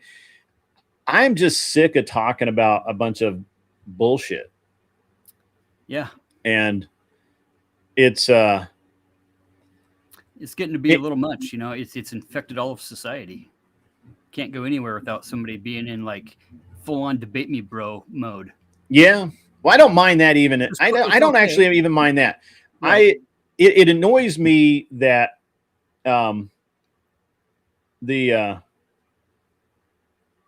I have, it annoys me that I have to be careful about who I have on. It annoys me even more that I have people who will, if I say something like, hey, I think this, or, so-and-so, I think so-and-so's a drama queen and, they need to man up. Or whatever I say, the next thing I know, I've got some dumbass in my chat or in my Discord DMs, fucking, Spurring the raging. fuck out. Yeah. And I'm like, what the fuck, man? Like fuck off. The tribalism, the my the side, tribalism, the yeah. other side, and I think that's just gotten a little out of control, really. I mean, it's one thing to be able to debate and have, common discourse and respectful, good faith discourse, right? And at the end of the day, be able to break bread and drink wine together, right? Because it's not personal. We all want the best thing for what's best for all, right? Yeah. And we can come to that agreement at least. I think that most folks just can't. But we also have to have a mutual understanding. I'm not going to lie to you. You don't lie to me. Sure. Right. I mean, if I find out that you're doing something that I find detestable, sure, and I say, I find this thing to be despicable, you are perfectly free to say, I could give a fuck less. Fuck off. But I mean, what you shouldn't say is, well, you're shitting all over me for that. Yeah. Right. Nothing. As a matter of fact, if you say shit like that, I'm going to think even less of you. And so that's kind of, that's something that's actually going on right now. And in general, I don't pick sides so much as I just go off of behavior. Right. Is it that people are just kind of, in general, just not aware of how emotionally charged we all are right now? And I think there are two things. I think that there's a group of people out here who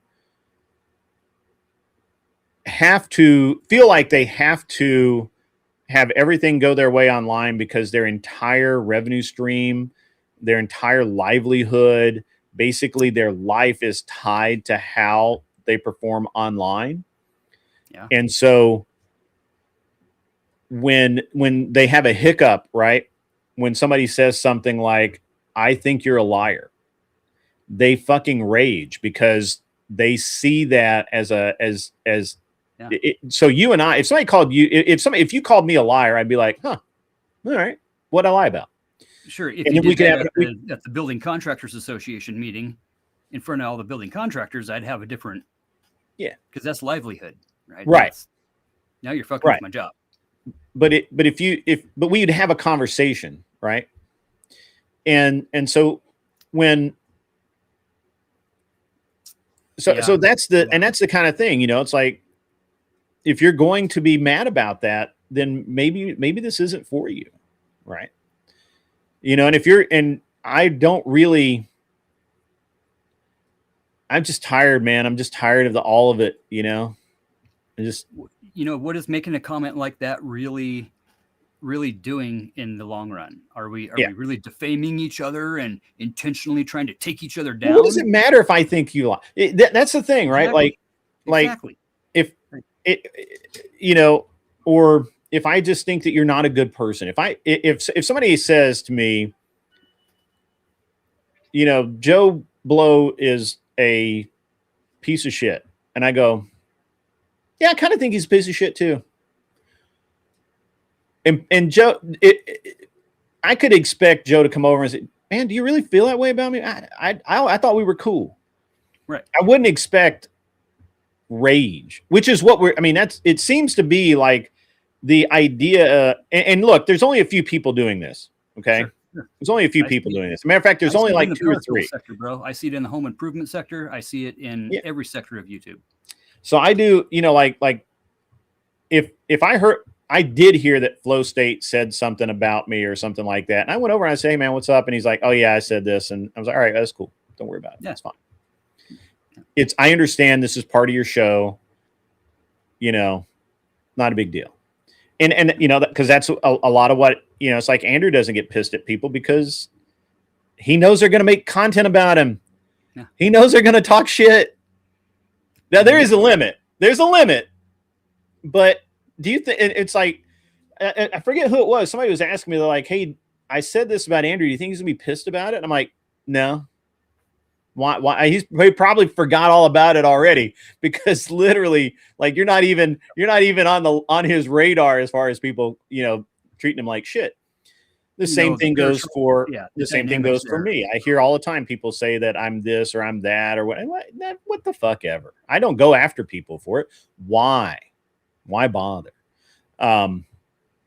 You know, and so it's just the kind of weird ass drama that I just can't get into. Right. And I mean, once you think that's just a getting older thing and just kind of getting out of the he said, she said bullshit, you know, a little bit, maturity, maybe even just. Yeah. But look, we're adults. We should have that maturity. Yeah. So I would agree with you. If you're talking about my 15-year-old kid who mouths off every once in a while and I have to push his ass back in line, that's one thing. Anyone over 20 years old that can't have a decent conversation and understand that, hey, just because I don't like you, that it's cool. I don't have to like you. Right.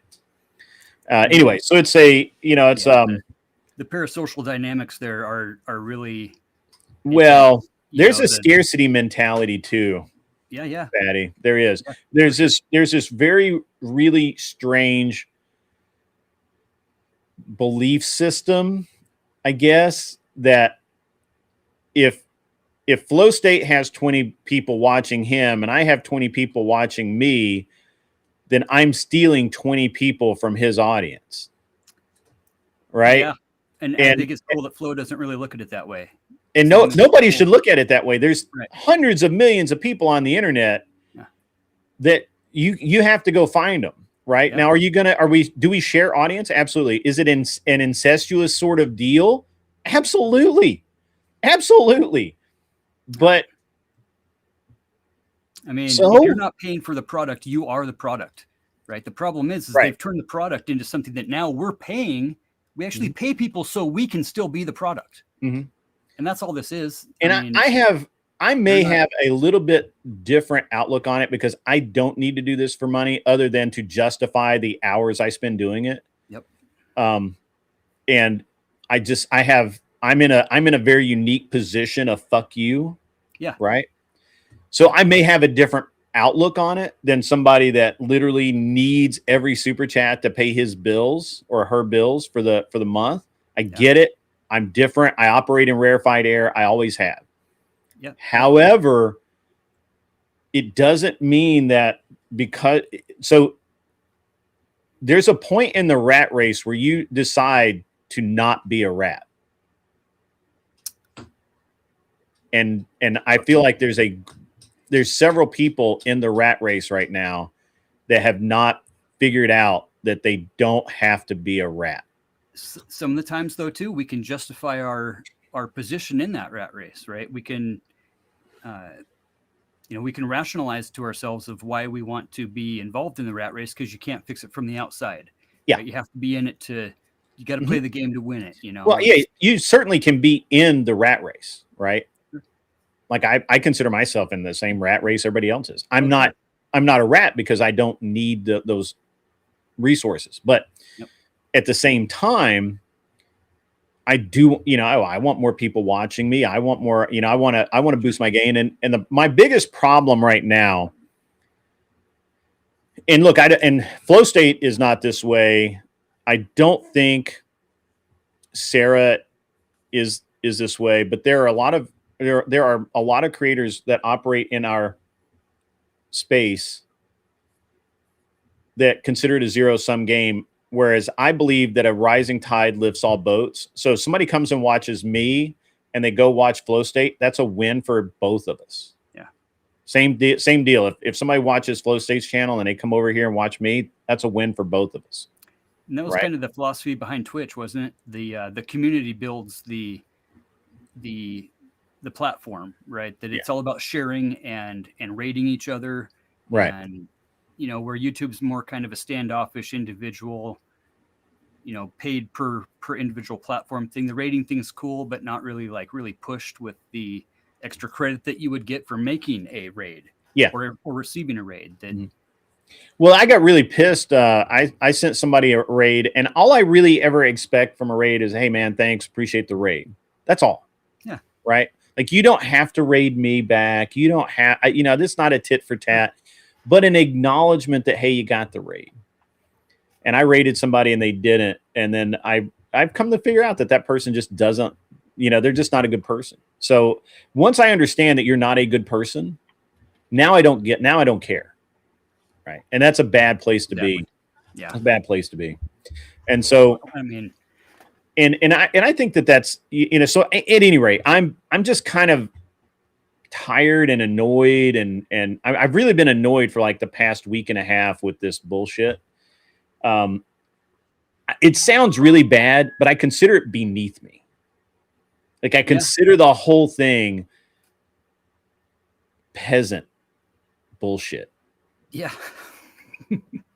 I really do. Like, this is the kind of shit that I read about in fucking, 12th century fucking Europe, right? Like, it's fucking bullshit. It's peasant. I mean, what the fuck's wrong with you? The divide and conquer tactics are definitely working. I'm sorry? The divide and conquer tactics are definitely working right now. Yeah. And so I just don't care. And so I was actually threatened by somebody the other day that they were going to reveal this stuff that they found out about me, which, by the way, again, I say this, I've used the same screen name forever. It was linked directly to my business. If you can't find everything out about me in an 8-minute Google search, you suck at life. You do. Yeah, dude. I've lived in the public for the past 30 years. And so they're like, I know all about you. I've got dirt on you and I'll release it. And I'm like, seriously? Good. Go right ahead. Sweet. Like, then I can tell you the story about it and we can all have a laugh. Yeah. Well, I've already said about it. I've already talked about it. I don't give a fuck. Like, yeah. I mean, what dirt? So what are you gonna? I mean, all the time, dude. It's like, but the audacity of threatening me. We got to maintain that power, though, right? We got to have that position, that power, that something over somebody, whatever it is that we're striving to maintain for our clout, right? Yeah, I did own an Evo. You found out about me through the Evo that I didn't own. I did own one. I owned a silver one, an Evo 8. Nice. I don't own it any. I sold it in 2010, 2012, maybe somewhere along in there. It was a great car. Loved it. I haven't figured out. Oh, the Pikes Peak black one. Yeah, that's not mine. Work on batteries yet. Yeah, that the Pikes Peak Evo is owned by my buddy David Carapation, Texas Dave, who owns Rally Ready. He's a rad dude. You should all go and pay him money and let him teach you how to drive rally cars through the forest and not die. Nice. If you want to do that sort of thing. Yeah, I'd rather take the Porsche class down in Salt Lake City. Yeah, right. That's me. That's me too. Yeah. So I mean, but yeah, I just what did he think he had, Adam Bates? He had some forum posts. So back in about 2010 or somewhere between 10 and 12, I did a Supra for this moron, and the guy spent a bunch of money with me, but he still owed me 13 grand. And I was leaving the country for a month, and he called me up one night and he says, "Hey, I want you to take," he's like, "Hey, I think you're overcharging me. And will you take $3,500 and call it even?" I'm like, "No, I will not do that. And I can't do that because most of the money that you owe me is in parts that you haven't paid for. It's not labor. So even if I wanted to just waive some labor, which I'm not, because my guys get paid for their work. Even if I want to do that, I couldn't because these are parts. And I can't return the parts because you had me paint them. You had me do all this cool stuff to them. I've got all the emails where you requested that, like I'm not, no, you owe me 13 grand. I want my 13 grand. And we can talk about it when I get back. So while I was out of the country in China, I was in China for a month. while I was out of the country, this dumb fuck bullied my employees into allowing him to pull the car out of my shop. He also took a bunch of super parts, basically everyone that he could find. He took them, even though they belonged to other people. That's theft. And then he tried to sue me, and he failed. He lost. He lost in court. Part of the reason he lost is he made this great big long forum post about what a shithead I was and how I fucked up the paint. And then so you know that someone's a complete fucking moron when they come in and they take a picture of a car that's in the middle of being wet sanded as the finished product, as we're doing a bad job. And, I was like, most people are like, that's what a car looks like when it's being wet sanded. So they're actually doing, and most shops don't do that anymore, right? No. They just buff it and send it out the door, runs and all. And my guys were, we were doing literally a show car fucking paint job for the dumbass. And so of course I never wanted to see the car again. And all I wanted was my money. I did get a good chunk of my money out of him. But he came down and he tried to take me to court, and I will never forget the letter his dumbass lawyer sent me.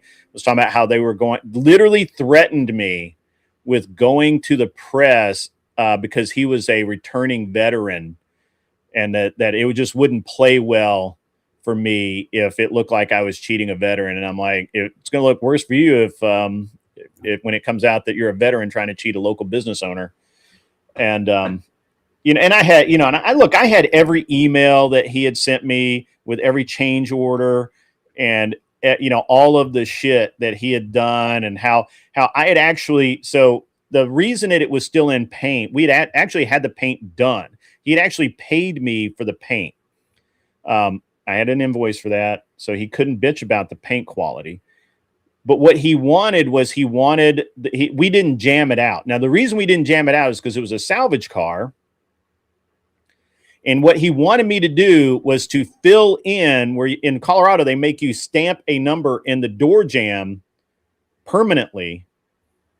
And he wanted us to rivet a plate over that or fill it in with body filler and paint over it so that he could wash the title and have it come back as not a salvage car. I said, that's a $25,000 fine, and I'm not fucking doing that. You can do whatever you want. I'm not doing that.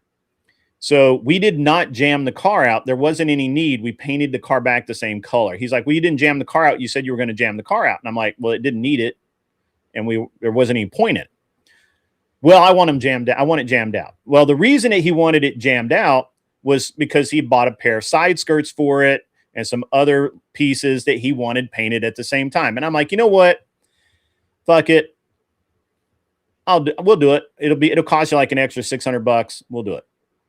So put the car back in paint, masked the whole thing off, pulled the interior back out of it, painted the jams, painted all the jams, like the total, the trunk or the hatch. Took all the lights out of it, stripped the whole car back down, put it all back together. The guys were wet sanding it. While I'm out of the country, he comes and gets a car. I have all the documentation on this. Change order though, right? After the fact. Oh yeah. Literally like email after email after email of, hey, I want this. Hey, I want that. Hey, I want this. And I had pictures. I had a signed invoice where he had approved the paint. So he had written me an email saying that he wasn't paying for the paint job until he came and saw it and approved it. Damn. And I was like, all right, that's fine. So I actually had the invoice where he had signed it and accepted the paint job as acceptable. Right. But we still jammed it out. We painted his side skirts for him. We did everything. And this wasn't just like normal. This was like, we were doing a black DBU, which is a higher end PPG urethane paint, and we did Metal Storm ceramic clear over it, which is a self-healing clear. It's like stupid hard. This stuff, you can literally like scrape it with steel. Once it's dried, to polish it, you have to use metal polish because normal car polish will not even touch it. Like steel wool will barely scuff it. Nice. this stuff it's expensive. It's hard to deal with. You have to literally spray it on. And if you're going to do any wet sanding to it, you have 24 to 48 hours to do all the wet sanding and buff it, or it gets too hard. And now you have to use that. Now you have to use metal polish. Damn. Yes. I mean, I did cool shit. So he ended up so what I figured out at the end of it. So anyway, he wrote this. I land in LA from China. My phone blows up. All these people, what the fuck's going on at your shop? This guy's really pissed. What's going on? I'm like, fuck, I don't know. I was in China for the last 4 weeks. So then I figured out, I started to, and he had put this out on like 60 forums, and which I thought was hilarious. My lawyer told me, don't address any of it. We're going to beat this guy in court. Just fuck that guy. So that's what happened. We went to court over it. So he wouldn't go to mediation. This was supposed to go to mediation, but he threw a fit, wouldn't go to mediation. So we ended up actually going to court. He presented his whole case. I presented mine. The judge looked at it. The judge says, well, first of all, you don't have a case here, right? Like, literally, we can't go forward because here's what you say happened, but this is what all the documentation says happened. Like, you don't have any documentation of anything proving this wrong, right? And he said the other problem is that he had removed the car from my shop without paying for it. You can't do that. In the state of Colorado, I couldn't he did that because I couldn't put a mechanics lien on it. Right. You physically have to have the car to put a mechanics lien on it in Colorado. At the time, I think they've changed the law, but at the time, the car physically had to be in a shop. Yep. I think they have changed that. I don't know. But the problem is that since there was a bill owed on it and there were parts on it, he basically, he couldn't remove the car without a release. So he stole the car. He stole his own car. So that's against the law. And he stole services. Yeah. Because he hadn't paid his bill. And the judge literally looked at him and said, son, I'm going to be honest with you. You were very lucky this man's not pressing charges against you, or I would have you in handcuffs right now. Fucking A. And the judge he was an honorary old cuss. I loved him. And so that didn't go anywhere. I did lose. He did. It was a Supra, Adam Bates, a Mark IV Supra. So, and this was a normally aspirated car that we had converted to turbo. Damn. We'd done the whole thing. It was a normally aspirated automatic car that we converted to turbo 6-speed. I mean, it was black. I mean, it actually came out to be a really nice car. But the owner was a piece of shit and he was an idiot. And my wife actually told me the moment she met him, she's like, this guy's going to be trouble. And so I was like, all right, no problem. And so the guy did win $1,200 or $1,800 or something like that from me because we had the transmission rebuilt. Well, he took the transmission to another shop. This was the dumbest thing. I should have roasted it. I wish he had done it all in one, but this was a separate thing. So he had a shop who was a competing shop with us, it's okay. They literally said that to them, it didn't look like the transmission had been rebuilt because the factory sealant had been used, which we used factory sealant. It's okay. And everything was within tolerance. And it looked like there were new pieces, but some pieces were used. Well, the problem is that on the GetTrack V160, there were no new parts. So you literally had to buy good used parts to rebuild these transmissions. There were no parts. Like, there's no new old stuff. Toyota did not have any. GetTrack didn't have any. No. The V160, you had to buy all brand new parts. So I could have torn that apart in court. However, it would have been a 3-day court trial at $5,000 a day. Yeah, no. And no guarantee of a win. Right. Or pay $1,800. You know, I mean, it's like, So I took the 1L. I did take the 1L. I did, but it was a tactical L. Yeah. You know, what did you do? Light you up on Yelp and all that shit? What's that? Would he light you up on like Yelp and all the? Oh no. I didn't hate it. You know, this was pre-Yelp. This was like 2010, man. This is shit. on all the car forums, on Super Gotcha. Forum, Yeah. Mazda forums, all the car forums, and he was over there bitching, and so, which is fine, right? Like, look, I had multiple people. Look, I could literally tell when somebody was going to make a post on a forum about me or on Facebook because they didn't want to pay their bill. The minute they didn't want to pay their bill, I knew that they were going to go talk shit because that's the only pressure they had was go talk shit on the internet. And I was like, I don't give a fuck. Go talk all the shit you want to on the internet. I don't care. So, I mean, I had the same deal with a Mazda guy. I had a Mazda guy who commissioned a custom sway bar. It was identical to the ones that we use on our race cars. I told him, I said, this is race season. I promise you, you are the lowest priority. Yeah. Promise you. Straight up. I will not get, it's unlikely we're going to work on this thing at all anytime soon. If you're cool with that, I need I think it was like a $300 deposit, and I'll get the parts in and we'll work on it as we have time. He said, okay. He froze up. Oh shit. But anyway, so he says, okay, all right. I did we got the parts in. Now, unbeknownst to me, the guys that actually started working on it, they were working on it in the back. But this guy, so I told him it could take 3 to 6 months. I forget how long it was, but he's like, all of a sudden one day he's like, hey, I really need the sway bar. And I'm like, well, you told me that the car wasn't going to be done. And I told you it was going to be a long time. He's like, well, it's been all these months and everything. And I just want to, the car's getting ready to be put back on the road. And I just want to get it on there. And I'm like, well, I'm sorry, I can't do it. He then, over the course of like a month or something, it degenerated to the last straw was he literally blew my phone up for like 30 phone calls in a row. And I'm like, fuck this guy. I'm done. And so I'm like, you will get the sway bar when it gets done. So he's like, I want to cancel the order. I want my money back. I'm like, well, no, it's a non-refundable deposit. Although initially when I talked to him on the phone, I was like, yeah, I'll think about it. I mean, maybe I'll help you out. I don't know. We'll see. And he, but then my wife was like, hey, we've already started working on it. The guy's got a couple of hours in building this thing already. We've had the parts here for months. He's like, my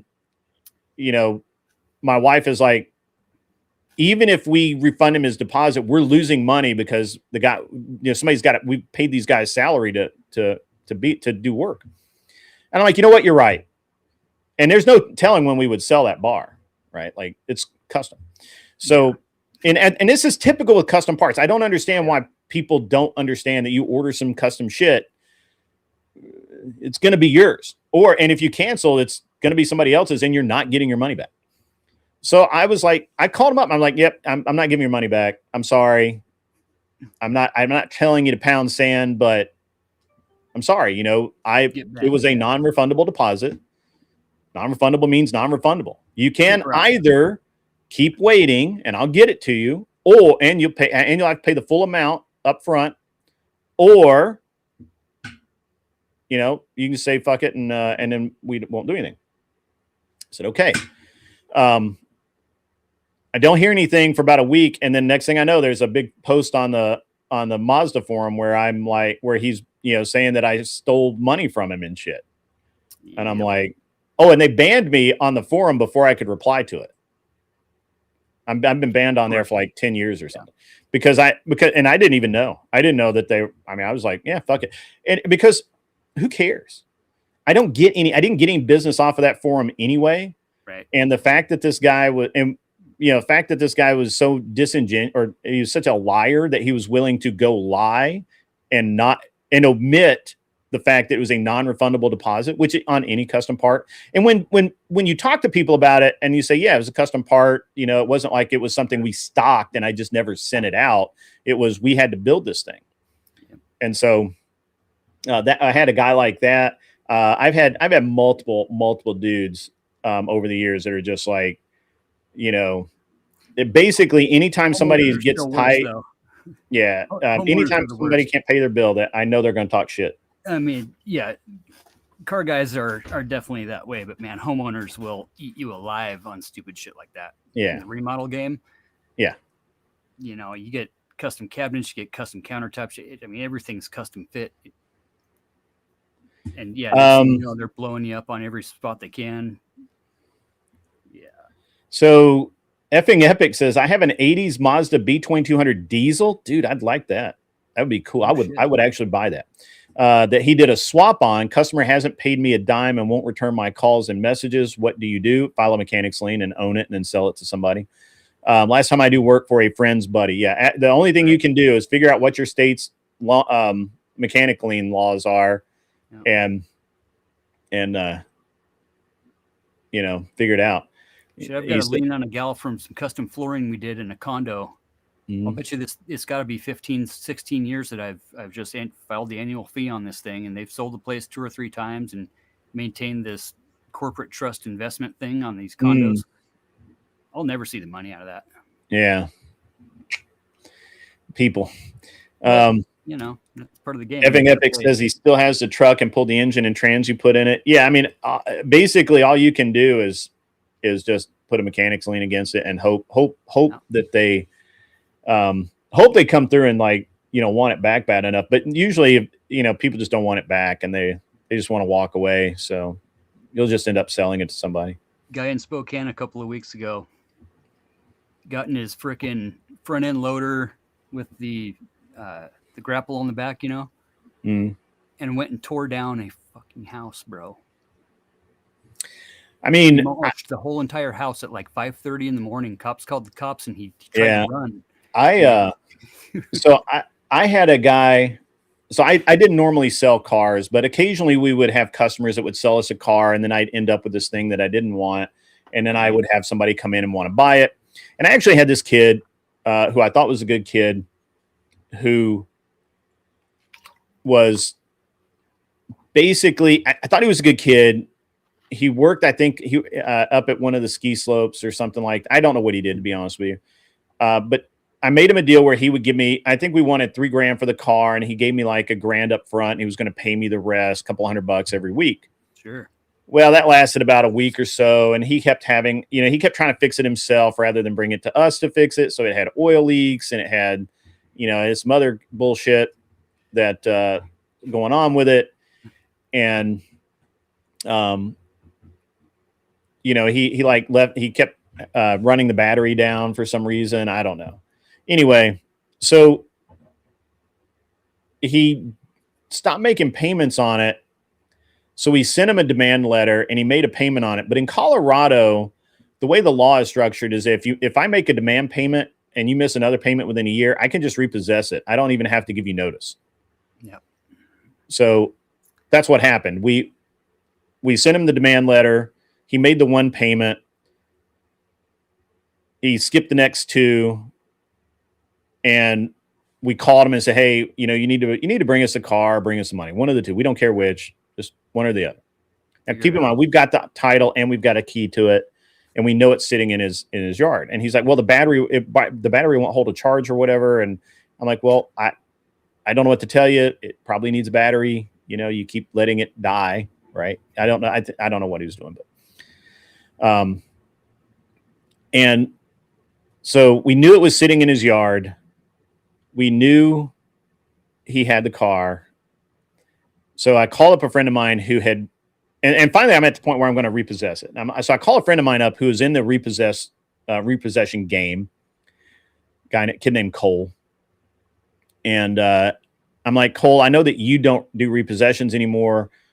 Do you know anybody? He's like, as a matter of fact, the people I used to work for, her son just got out of prison yesterday. Nice. And so I'm like, okay. So these 2 guys show up at my shop, and they're big dudes. And I give them a picture of the car. I give them the plate number. I give them the key, and they're like, okay, we'll go look. And they call me back and like, hey, we're sitting out here. The car is here. What do you want us to do? And I'm like, well, if you can take it, just take it. Like, all right. So these dudes stroll up in their driveway and get in the car. And if the car had started, they'd have just driven off.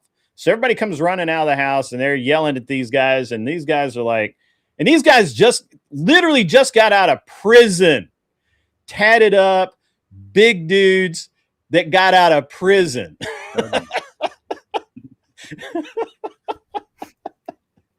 And so they're like, and I'm listening to them on the phone have an argument with the guy and his parents about that. They're like, well, you can't take the car. And they're like, we're taking the car.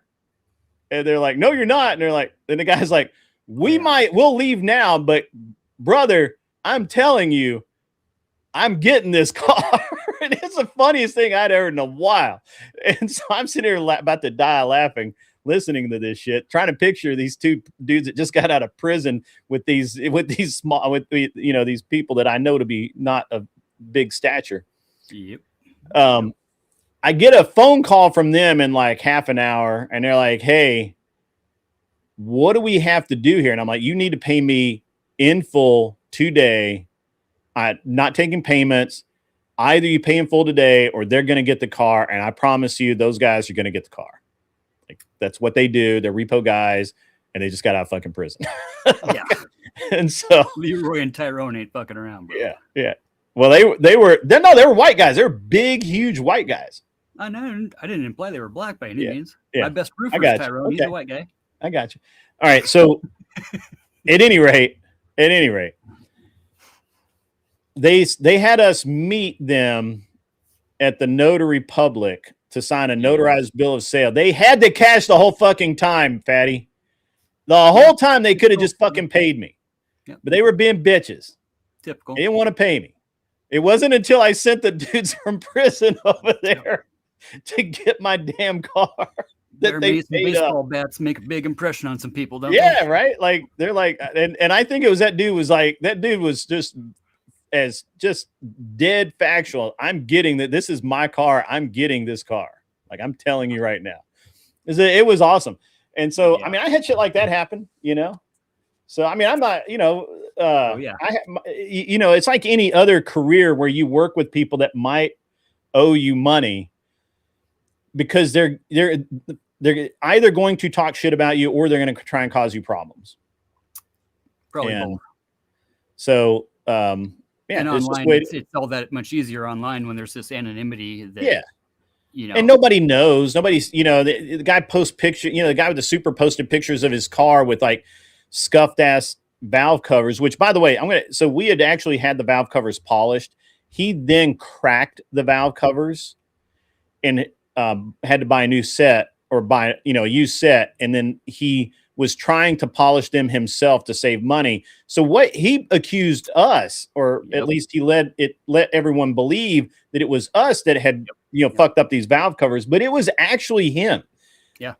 The chrome valve or the polished valve covers that we had done, but I don't polish shit. Okay. I had a guy in Colorado Springs, Big Jim, who had fucking industrial size buffers, like 18 horsepower buffers and shit that would just and that shit would be fucking beautiful. And, I've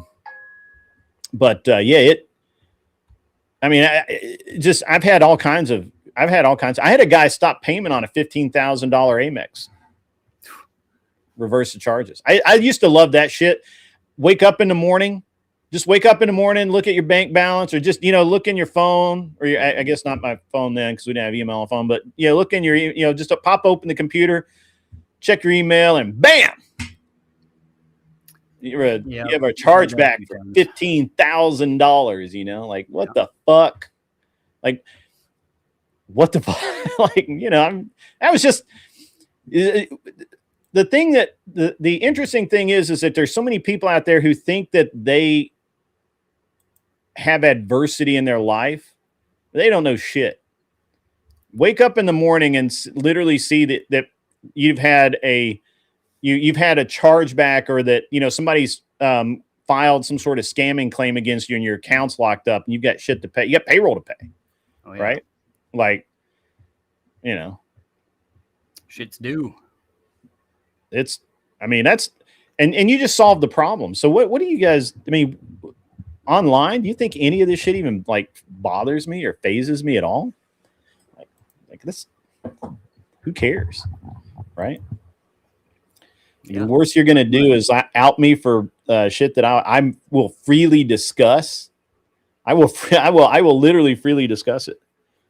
I can't think of anybody I've ever actually screwed over though. I've been screwed. I had a guy crash one of my cars. I got a good picture of it. I had a guy crash one of my cars, fucking balled that shit up, and walked away from it. Like literally, like he just like he fucked my car up because he's an idiot. And yeah, it always sucks when guys wreck their work trucks. That's never fun. Well, this was a race car. Let me see if I can get the picture here. Let me let's see here. Got it. Anytime somebody else is in the driver's seat, it's always a pain in the ass. Well, so this was a guy who he was a buddy of mine, kinda, I guess. And he how do I put this? He thought he could drive like really well, and he probably could when he was a youth, when he was, you know, before he got fucking old as shit. He probably was a good driver, and he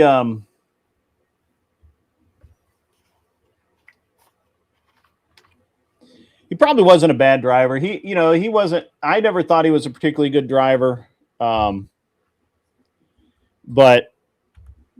he was old when I met him, so who knows?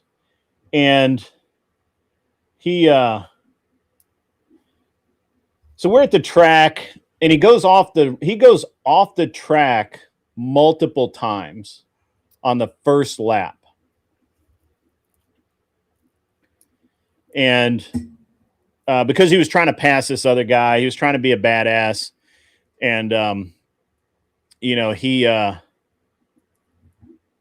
he just, and some people just don't have that talent. I'll show you this.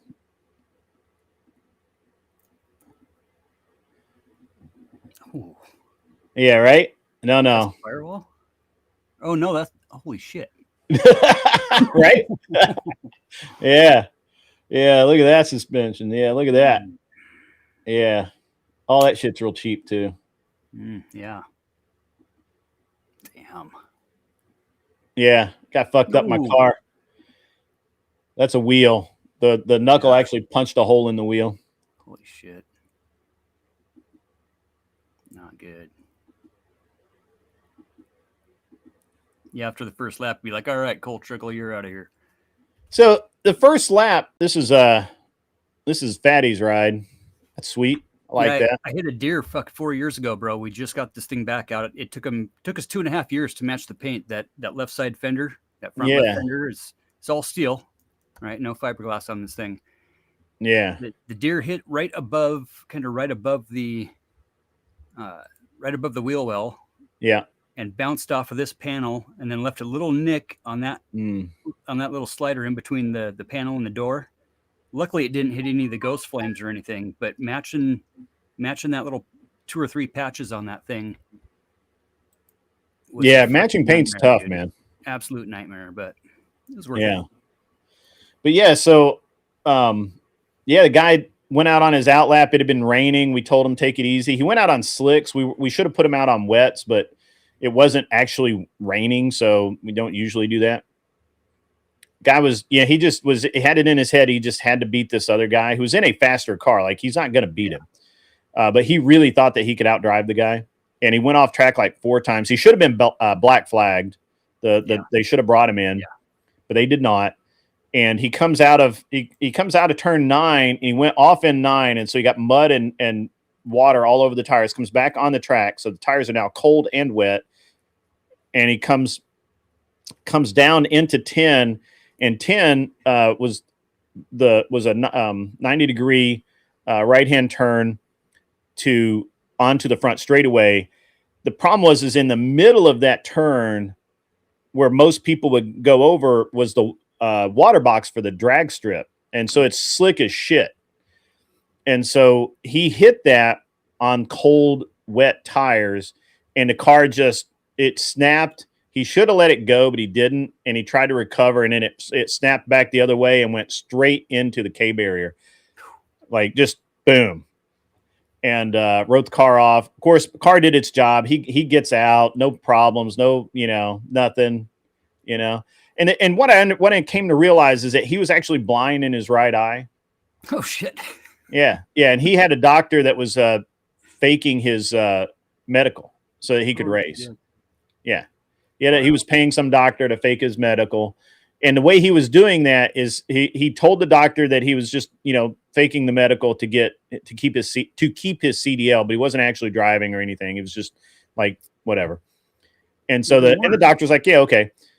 And then he would take that and use it to get he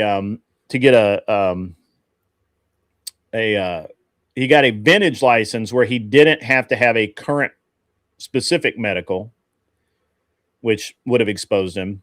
Yeah. And then once he had the vintage license, he used that to get a NASA license to race in their group. And they did that based on the fact that he had the vintage racing license, even though there was no true medical required. And so nobody knew. And a lot of people don't believe me when I tell them that. I'm like, no, he told me himself that he can't see out of his right eye very well. And so, I mean, I'm not one. Yeah, he wrote the car off. But I'd say a little more regulation could help out in that situation. Right? Yeah, he wrote the car off.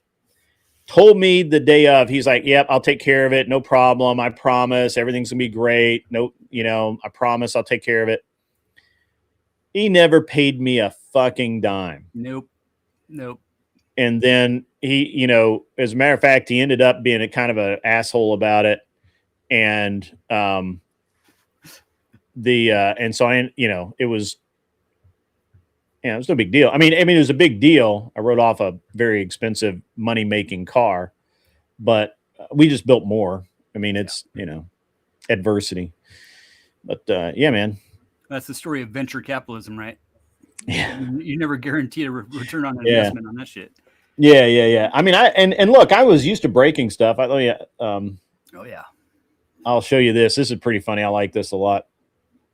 I got a whole collection of these. Where we would, and this actually finished a race.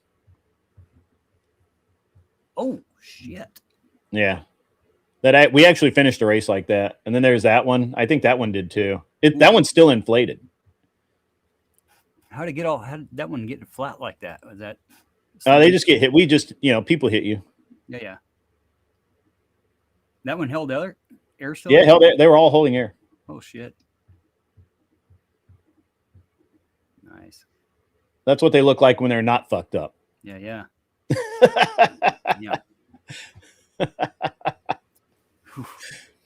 They do get unbalanced. Yeah. I used to buy those by the pallet. Yeah. Because I knew we were going to fuck them up. Nice. It's funny because everybody's like, "Oh, I really love those wheels." I'm like, "Yeah, me too," because they're cheap. You want to buy a pair? What's that? You want to buy a 4 set? Yeah. Yeah. I had a lot of fun doing all that kind of cool stuff. Oh yeah. So we were taking those Volvo, like the older, was it the like the XC70s and the XC90s? Yeah. They got that turbo motor in them. Mm-hmm. And man, you can piss those things right off if you really want to. Those make a nice little kind of outdoor car. Put them on like a Toyota suspension or like a coilover system. Jack them up, put them on 33s. Pretty fun. Lifted a lot of Subarus, a lot of Volvos, and Corvettes, a couple of Camaros. So we did there's the two cars together before they were destroyed. 07 and 08. Ever had like a Eagle Talon or a Mitsubishi Eclipse or Yeah, whatever. I used to do those. Yeah, I used to do pretty those. fun. I actually had one. Challenge. I had an Eclipse. Let me see. I don't know if I have a picture of it. I mean, you would think One I of those would. talents we took off the freaking side of the road into the lake. That wasn't very cool.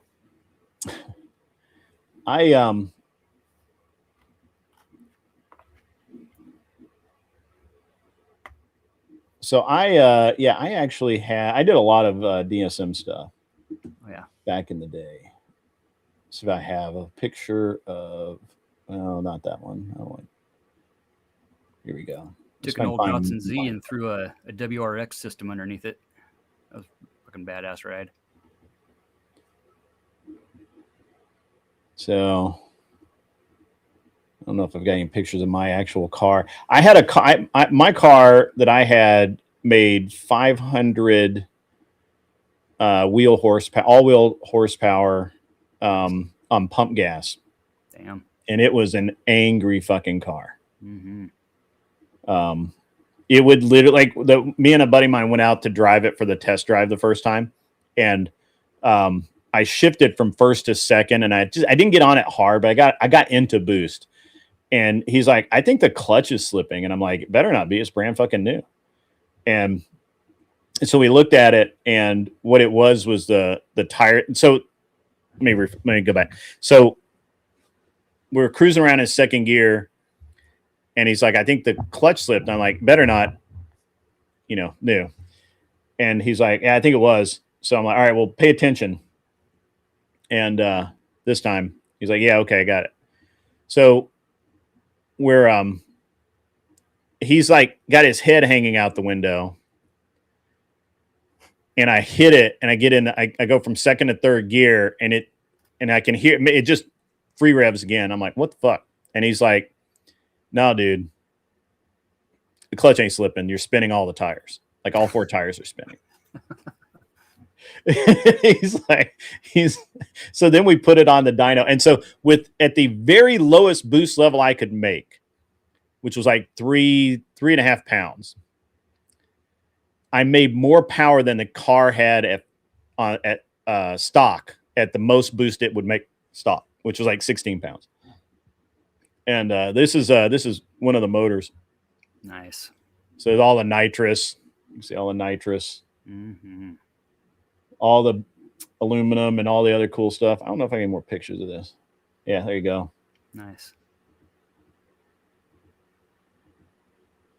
And I built all the stainless steel intercooler piping. You can see my sick ass welds. Sick. This is actually a 3000 GT VR4 that I owned. Nice. So that was a twin turbo car, and then I built all of that. Badass. Look, that's tight. That's some tight shit right there. Fucking A, bro. Yep. I was what we call an artiste. Zero tolerance, right? No fucking tolerances at all. Zero tolerance. Yeah, that's what happens when you overheat one of those. When they turn purple, that's usually not good. Yeah.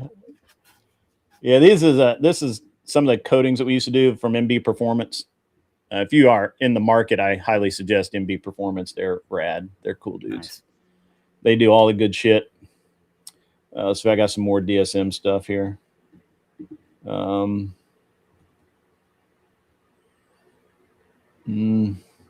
that's all right. That one's okay. I don't care. I did a bunch of DSM stuff though. Yeah, it's once. I did. Stroker, this is one of my valve on that exhaust pipe and fucking. So I think this is still running around Colorado Springs area. So if you run across one of these and it looks like it's going faster than it should, leave it alone.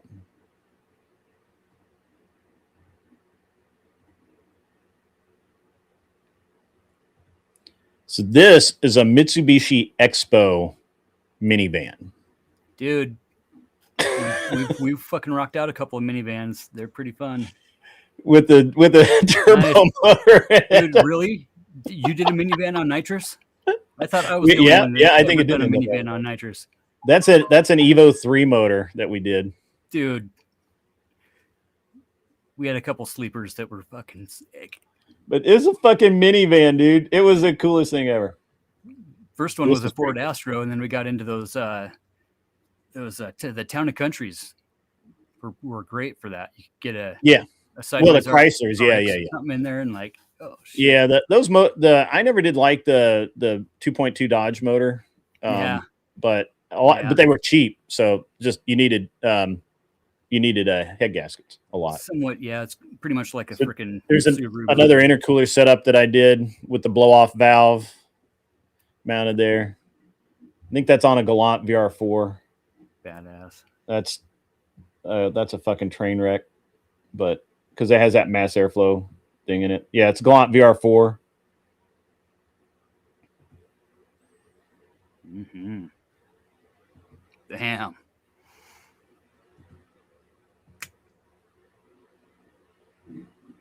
Hey, that's me. Sick. Mother. Fun times. Yeah. Yeah. It I did a bunch of I used to do cool shit back in the day. Back when not just a dumbass YouTuber. Yeah. Yeah, it's a shock. I know it shocks the shit out of people. Right. I did this Eclipse. I didn't finish it because the guy ran out of money and he kind of pissed me off a little bit, but he's still, it's all right. But it's cool. I mean, it is a cool car. I hope somebody bought it and finishes it. If they don't, that's okay.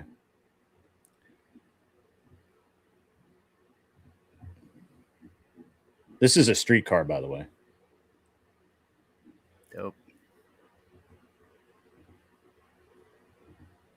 So you have to pre-paint the cage and put it in the car, and then weld it all together. Sick. What's that going to run a guy for a? I don't remember what I charged, but it was expensive. Block got painted. Nice.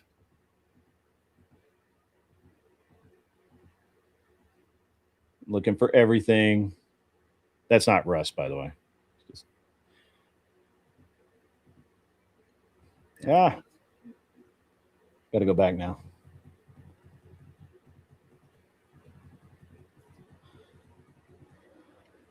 He painted fucking everything, plated it, polished it. The underside of the car was painted. Those are exceedingly highly polished. Those are the bars before I painted them. Sick. Oh, yeah. BK's first cage. Obviously, we had the requisite refrigerator with all of the stickers on it. Damn. How many pieces do you think? How many cut pieces? How many actual individual welds in that thing? Oh, I have no idea. Hey, what's up, JS Urban Adventures? I'd be thinking at least 100, and I mean over fucking 100. I mean, oh, the pieces of tubing?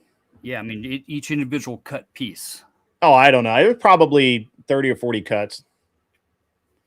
We had to. I bent that all by hand. We didn't do the. We did not have at the time. Well, later, a friend of ours got a CNC bender that we could occasionally use, but it wasn't really worth it.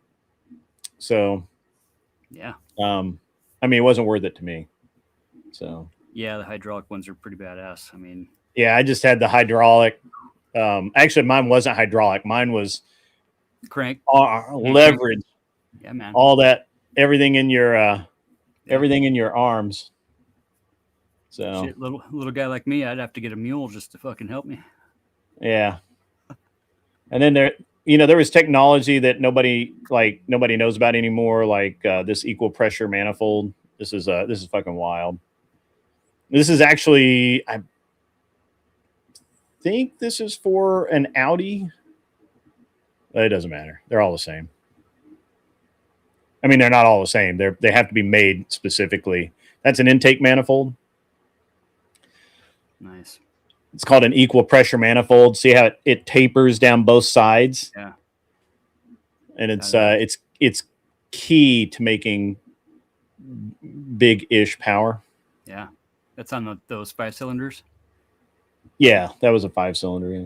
Sick. So it's just the way the manifolds are constructed. There's like a whole lot of science and shit that there are a lot of there's a lot of rabbit holes I've gone down in my life. Oh yeah. Peanut ported 454 is one of my rabbit holes. For sure. You can get a lot of power out of those peanut port setups. The 7.4s out of the like early to mid 90s Suburbans. Super high torque. Not a lot of horsepower, but man, you can get a lot of fucking good race power out of those motors. Yeah, I mean, You're into the big blocks, you know. I was and I will always be more in the road racing end of it. It's just how I roll. Yeah. I had cool shit too. Like I had this Mazda. This is fucking rad. You're gonna like this. Here we go. How do I? Yeah. Put a GTO on the front of a 1500 Chevy truck. Yeah. Well, speaking of GTO. Yeah, what's up? This is a Mazda RX-5. Sick. Late 60s, early 70s or something? 72, I think. 73. Sick. It's just vintage, bro. I know, right? That's as old as me. Oh, look at the ass end on that thing. It's so cute. Dude, it was ridiculous car. Oh, this is a BMW. Badass. That's stuff. More stuff. Broken stuff. Oh yeah. Lots of broken stuff. Tires. Those are DOT compliant tires, by the way. Damn. Seats, more tires. Those are for a Corvette. Pretty sure. Yep, Corvette. BMW and my dyno and all kinds of shit. Yeah. Dyno stuff. Got the Mazda on the scales. Frozen. Yeah, I don't get to buy tools this year for Black Friday. I'm totally jonesing for a tool spree, bro. I spent all this money on my fucking hot rod motor, and my accountant's like, no, you're jonesing for a what? I'm addicted to power tools. Oh yeah. Straight up, I'm addicted to tool sure. shopping. And I don't get my spree this year. I spent all my money on the hot rod, and if I want to write off half that motor and then depreciate it over time as a business expense for a advertising, you know how we do it. Yeah, I know. I do know. And I don't get to buy a bunch of red tools here right now, and I'm just like jonesing for a tool spree. Oh yeah. I still buy a lot of tools, but I try not to go as wild as I used to. Oh yeah. I'm pretty tame anymore, but I mean, for the most part, we just build that shit into the cost anyways. Yeah. You know, depending on what you're getting and how it all works out. But yeah, I'm basically done. I finished up. We got 3 days ahead of our deadline for Thanksgiving weekend. Fucking kicked ass on this job this year. Everybody's fucking stoked out. I am working probably till Easter. Yeah. So I'll share this. This is actually, I still own this car. I need to put it back on the road. I just haven't been fucking with it lately. But body kit came like this. Ooh. And then we kind of mocked it up. It got much wider. Oh. Miata? No, it's a RX-7, third generation FD. Oh, yeah. And so you can see there, I'm like painting it. There's one of my motorcycles in the background. Nice.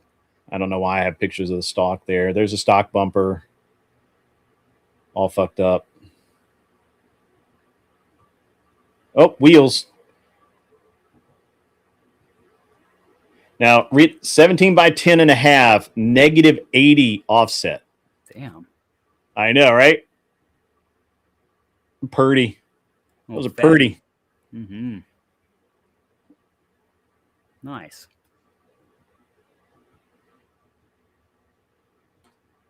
Those were actually handmade, and they were made for the car. Dope. So then we did rib nuts. I had to cut the fenders out. Yeah. There's that laying on the ground there. Is it not gonna? Yeah, it's all right. Mm-hmm. Then I beat the shit out of it and turned it into a fender, and then I mounted everything. And then I did a shit ton of body work. Yeah. You can see all that. Shit ton of body work. 93,000 miles on my car. Nice. Big turbo.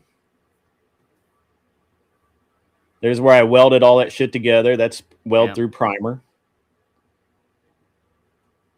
Dope. I made it look pretty. And then I didn't like it because it orange peeled like shit. So then I painted it again.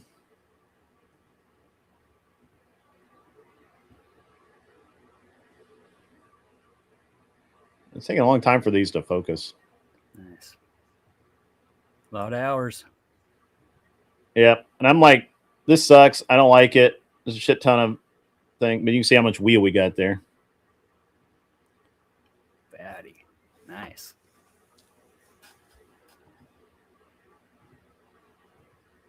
Like driving on train tracks. Yeah. Mm-hmm. I'm still doing body work.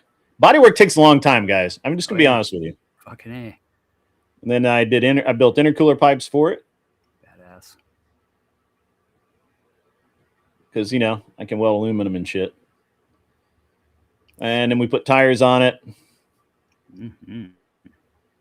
And I'm still fucking with the paint job.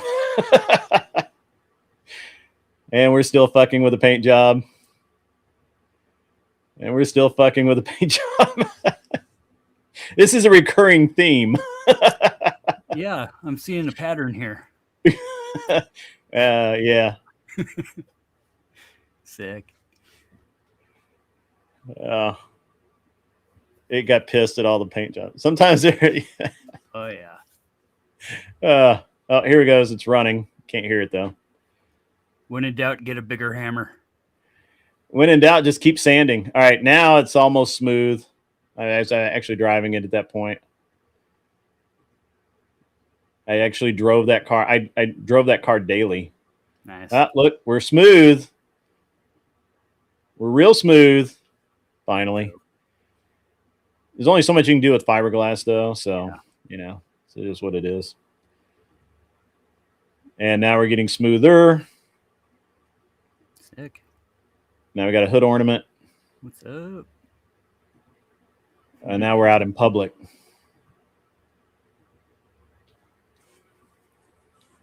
Sick. Oh, we found a friend. Nice. Yeah. That's me. And water beat it like shit.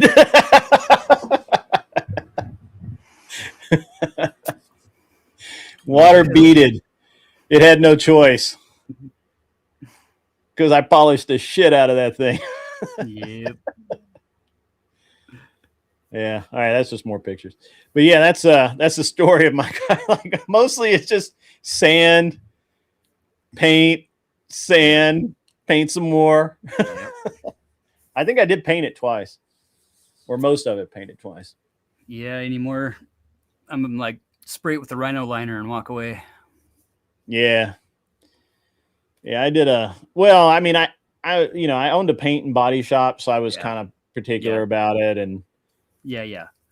It just, like the first time I sprayed it, it's good enough, right?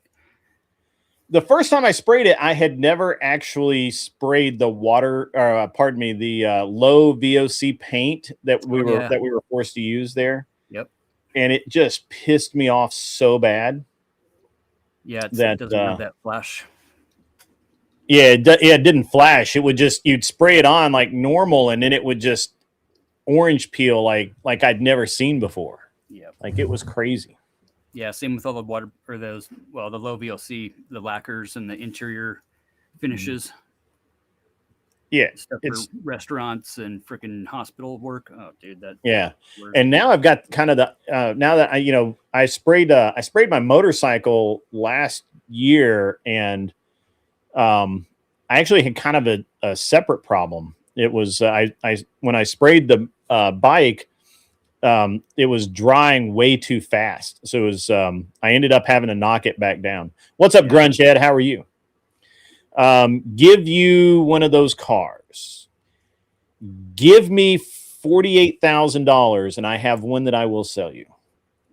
Could do an online raffle. Yeah, no. It's so I bought all of these RX-7s. I have 4 of those RX-7s. Nice. I haven't paid more than I paid $11,000 for the most expensive one I own. Shit. I've rebuilt them. I'm in the process of painting them. And when they're painted and done, I'm going to end up selling every single one of them for over $40,000 each. Nice. Because that's just what they're going for. And I'm in no fucking hurry to finish them. So it just is what it is. Those are the funnest projects.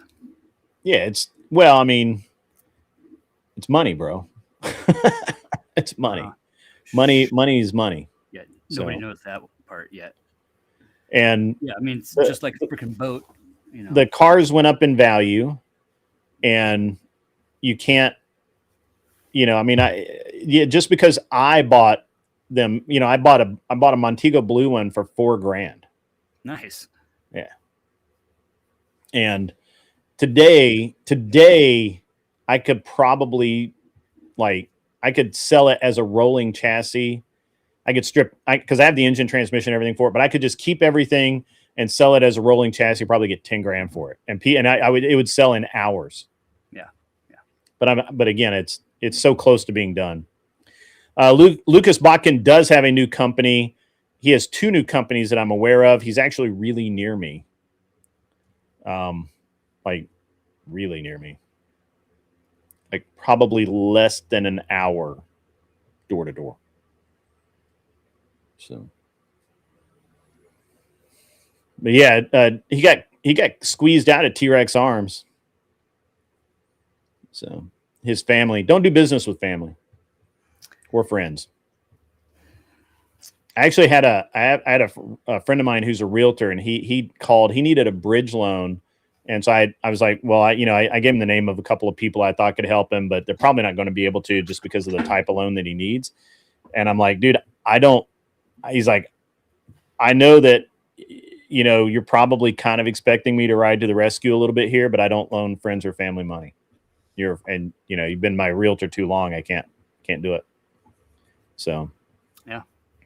So I like Lucas Botkins a lot. He's okay. He's an okay. Better just to train the employees better to learn how to run their own shit, and then let them kind of be a subcontractor than to try to keep people to pin down on that, because you start working together and shit just is going to go haywire because somebody's got a different expectation than the other. And yeah, I actually have I have another FDRX7, and these are not my picks. These are like press picks, but I'll show you this. This is what it's going to look like when I'm done with it. Because I'm actually starting on this car now, or I'm starting on the bodywork of this car now. This is called the Burnout Kit. I like it because it's flared, but it's not like super overtly flared, and it just looks really muscular. Kind of I like the front end. Although I'm not using that front end, I like that front end. This is actually the front end that I'm using. Nice. So it's gonna be rad. Totally radical. I use that word a lot. I don't know why I did, but that's getting ready to finish it up.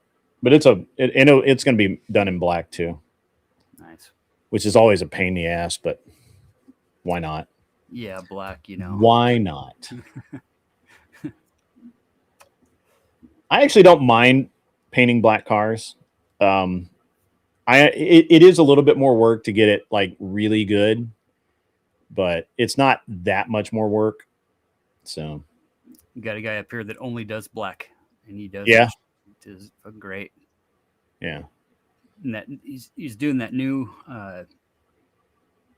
it's almost like a flat black, but it's the blackest black that's ever been made. Yeah. You know, Well, there's whatever a the color Toyota is has for a it. black that But, yeah, is, they're- I forget what, I think it's 020 or I forget the paint color code, but Yeah. it's literally black. There's no blue, no gray, no white, no silver, no yellow, no nothing. Yeah. Black. And it is legit. It's badass. I'm actually probably going to do that on my cars. I'm probably going to do that exact color actually. Yeah. We're looking at that for the Toyota color for a truck for one of the hunting trucks, but God, that shit's 4 times as expensive too. Yeah, I wouldn't do it on a hunting truck. I remember, I think it was. But, effing epic, you're right. 40K for an FD is a steal. They start at 40K and they're going to go about 60. The black one, so the black one. So I bought this car out of Louisiana. It's a factory black 94 sunroof car. So it's got to go back black. The problem is these asshats had taken this car apart completely. They were absolutely convinced that it had been through a flood and it had water up in the car. And so they literally took the entire car apart. All of it. They took the brake lines off, the ABS lines. They took the smog return lines, the fuel lines, they took this entire car apart and they kind of half-assed put it back together. They had the fuel tank out. They had the fuel tank out, but I don't think the fuel tank ever actually had water in it, but for some stupid ass reason, they never drained the tank. So it sat there in Louisiana in all that humidity and it rusted because it wasn't closed. Yeah, shit. The car itself isn't rusty, but every piece of plastic, because they had it sitting in their driveway. The headlight covers on these cars are plastic. Literally, I touched one, it turned to dust. So I'm having to redo everything. And so I'm going resto mod with this one. I'm doing an all leather interior, the leather dash, leather center console, leather door cards, suede headliner, leather sunshades, sun visors. I got all new glass, all new seals, new carpet. I have custom carpet coming. It's a German, what they call sliver knit, which is like they use in Porsche. Yeah. And so the carpet's going to be just like ridiculous. I've got custom floor mats for it. I'm doing a custom mat in the back. I'm painting it. I'm doing the body kit on it that I just showed you, which is it's an aggressive but not too aggressive body kit. It's going to be all done in black. The aero, so the front splitter, the side skirts, and the rear bumper edges will all be finished in Mazda vintage red. So it'll be black edged in red. I'm putting a single turbo 2-rotor in it. That's basically all brand new stuff. I'm expecting probably right around 400 wheel horsepower. And I'm really seriously considering doing the BMW dual clutch conversion. So you can drive it like an automatic, or you can just just drive it like the BMW M3. It's basically the M3 transmission. Nice. I'm seriously thinking about doing one of those, because then it becomes a 6-speed, clutchless transmission.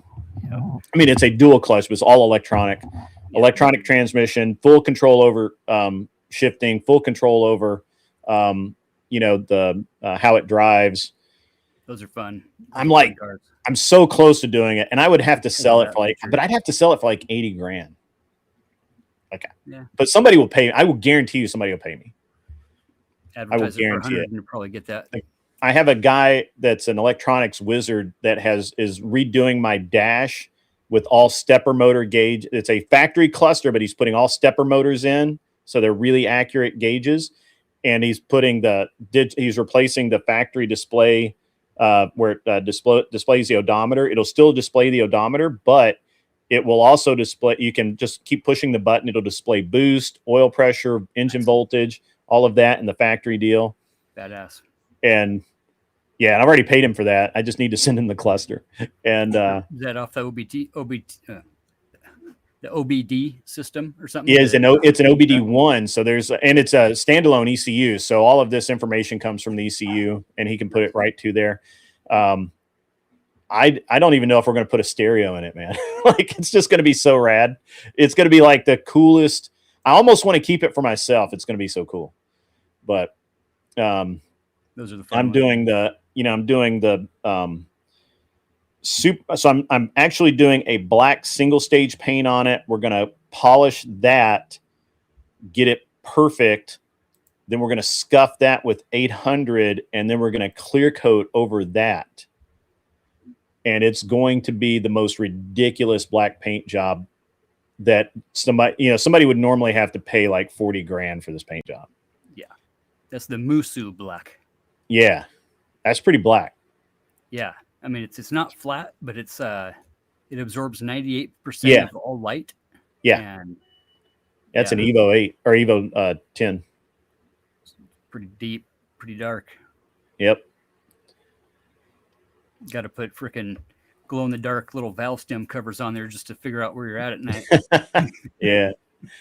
But yeah, effing epic. It is going to be badass. I mean, and this is just, it'll take me another year probably to do it, but who cares? It's just time. And the cars aren't going down in value.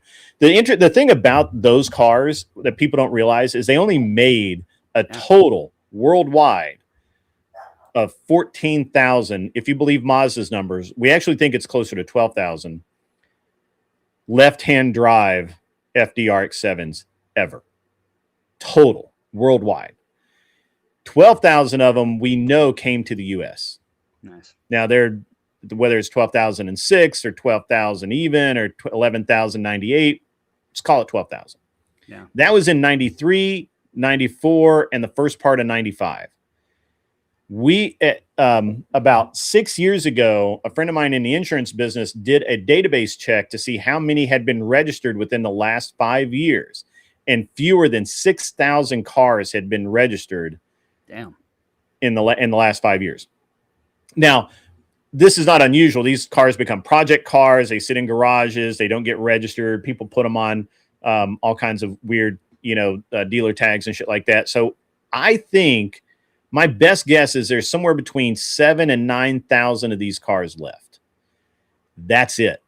There are no more left-hand drive. Like I said, the only thing that goes to waste on those things is the body parts and the shell. You're reusing all the parts that you can. There's no new old stock anywhere. There's no left-hand drive parts at all. Like if you need left-hand drive anything interior wise, you have to get it out of a parts car. Yeah. Because they don't exist unless it changes with the right-hand drive car. And so now they made the right-hand drive. One of the things is that one of the things that makes a left-hand drive so valuable is they kept making the right-hand drive car to 2005, right? Or 2002, 2002 and a half. So 92 to 2002. Damn. 10 years. They made the right-hand drive car 10 years. So there are tons of those out there. So yeah, there's at least 5 times more of them. Yeah, and they're not, and they're very, and in the US, they're weird to drive here. So there just aren't a lot of those cars left, and I have 4 of them. Turned it into a mailbox delivery vehicle. Yeah, so it's so I'm that's one of the reasons why it's worthwhile to put these cars back together and spend the money on them and make them really nice. So, James L83, I'm going to be using. I'm definitely. We have all of my cars have barometric and map adjustment for boost, but so they all run at altitude, no problem.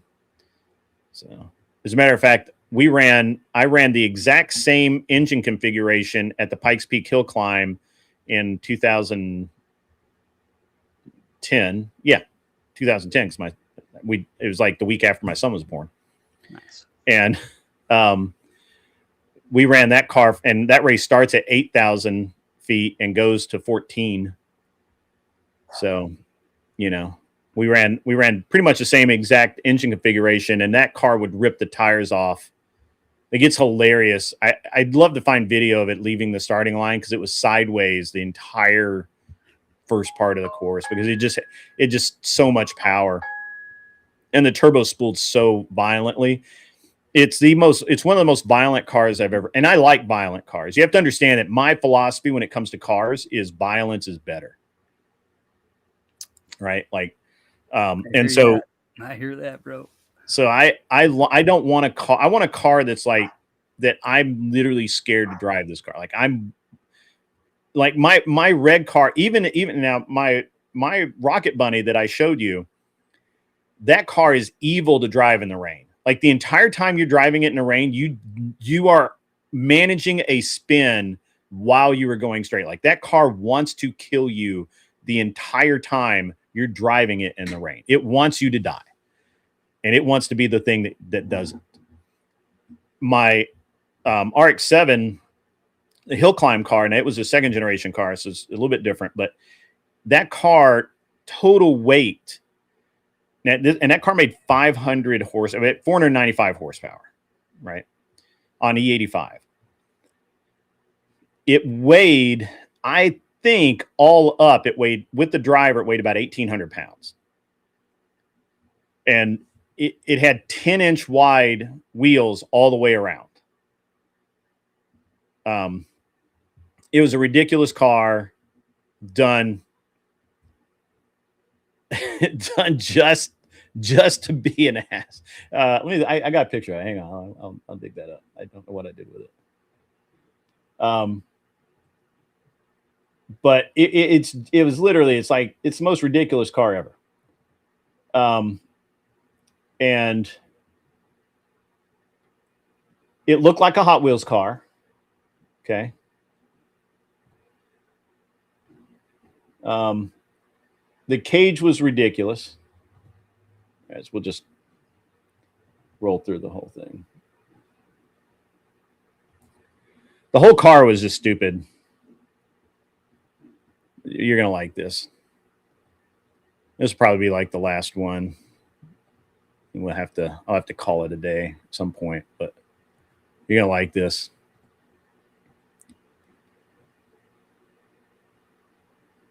All right, here we go. All right, so that's what the inside of the car looked like while I was building it. Notice the cage.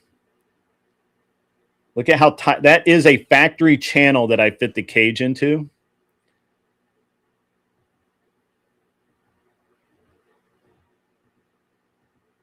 Dope. Look at that. Just look at it. That is tight. That's tight like a tiger. Dude. And I made it look like a Hot Wheels car, because why wouldn't you? Yeah. That's what it looked like when it was done. Nice. Not a lot to it. And by the way, those are tubs in the front of the car. This is aluminum. This is it. This mounts the radiator and intercooler with those two bolts and a couple other things. And it's all and the radiator is mounted with hose clamps. Nice. This is the coolant line. That's the coolant line. Yeah. Going to the radiator, stainless steel. Why wouldn't you? Not a lot of interior left. That's the brake and clutch master cylinders. Obviously, the brakes aren't filled yet. That's the interior. That's all of it. There's no more. You have 2 switches. That's all you need. Go and stop. Well, off and really off. And those are the 10-inch wide wheels that we somehow managed to fit under there, which is why we needed the wheel tubs.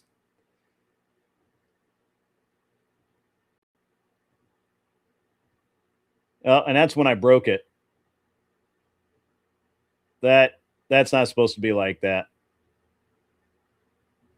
That's a little too much power too early in the morning. Yeah, gotta let it warm up.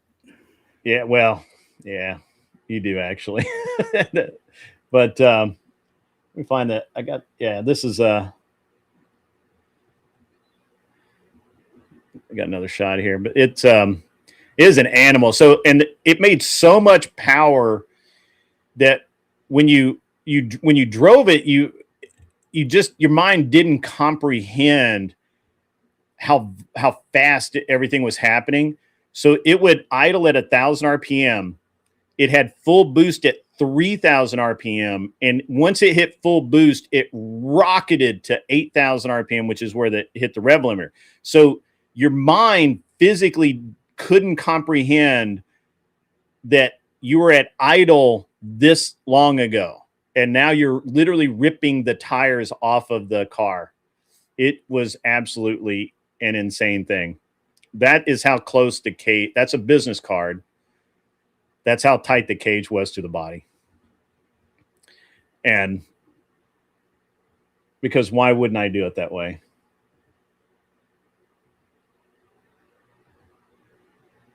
Yeah. And, you know, so I just, you know, I did all kinds of cool shit, man. I wasn't fucking around. I even put the stock dash back in just, you know, because why not? Yeah. Why wouldn't I? Use it if you got it. If it ain't broke, don't fix it. It made on E85, it made 495 horsepower. Literally the power curve was like that. Yep. It just was so angry. Those And WRX motors get the same way with that turbo at like 3,200, and then it's on. Yeah, it made great boost. It had so much power, and it just had so much response. It was a great car. I sold it to a buddy of mine. I hope he actually is putting it back on the road, because I'll be really pissed if he's just got it like sitting in the back corner of his garage somewhere. But it was just it's a very violent, angry car. You know, put a Honda alternator on it because it weighed less. I mean, I just went through everything. It only had, as far as wiring goes, it only had the engine harness, what it actually took to run the engine, nothing else, and brake lights. Nice. That's it.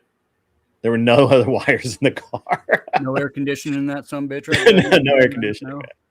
No air conditioning. Yeah. So, I mean, it was, you know, and I really enjoyed that car. And I enjoyed building those kinds of cars. And it was built specifically for,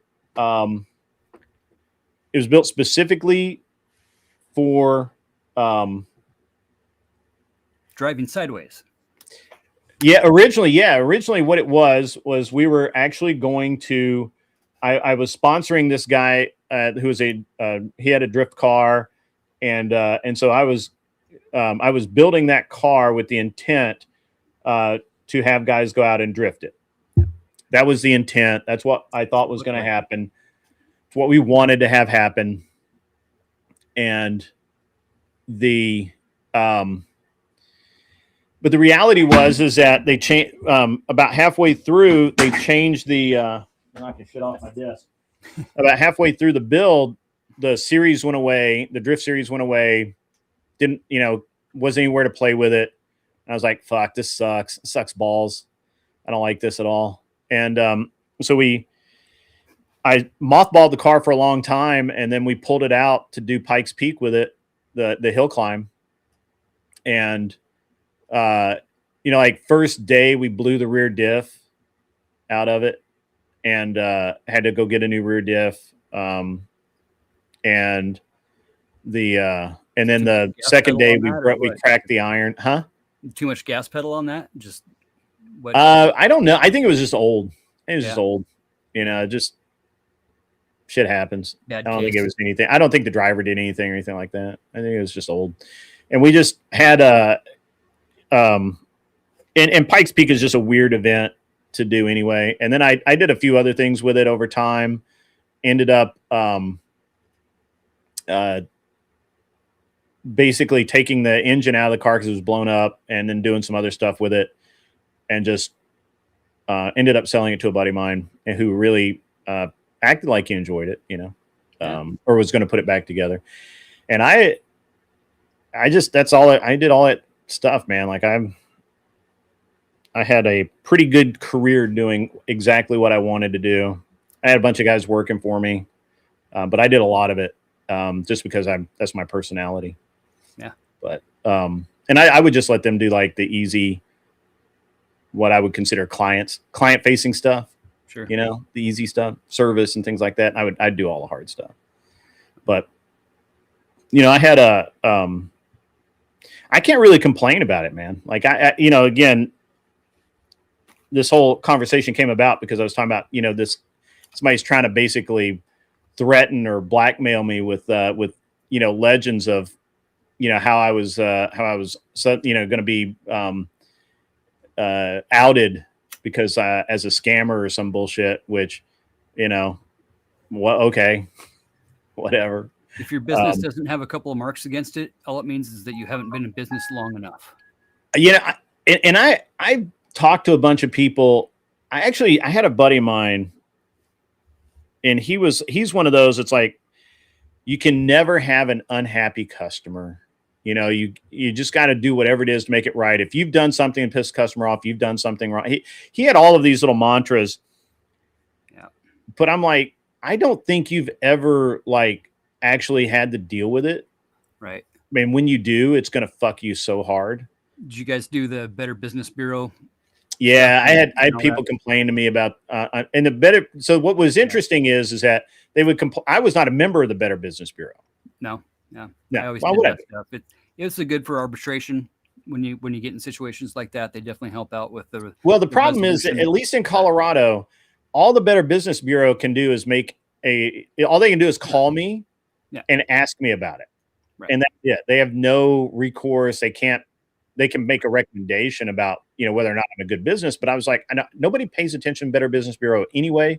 I don't want to pay every year to be a member of something that I'm constantly having to defend myself, because once people know that you're part of the Better Business Bureau, they leverage that shit. I watched it happen to other shops. I'm like, you know, fuck that. Why would I do that? That's a low percentage thing for me.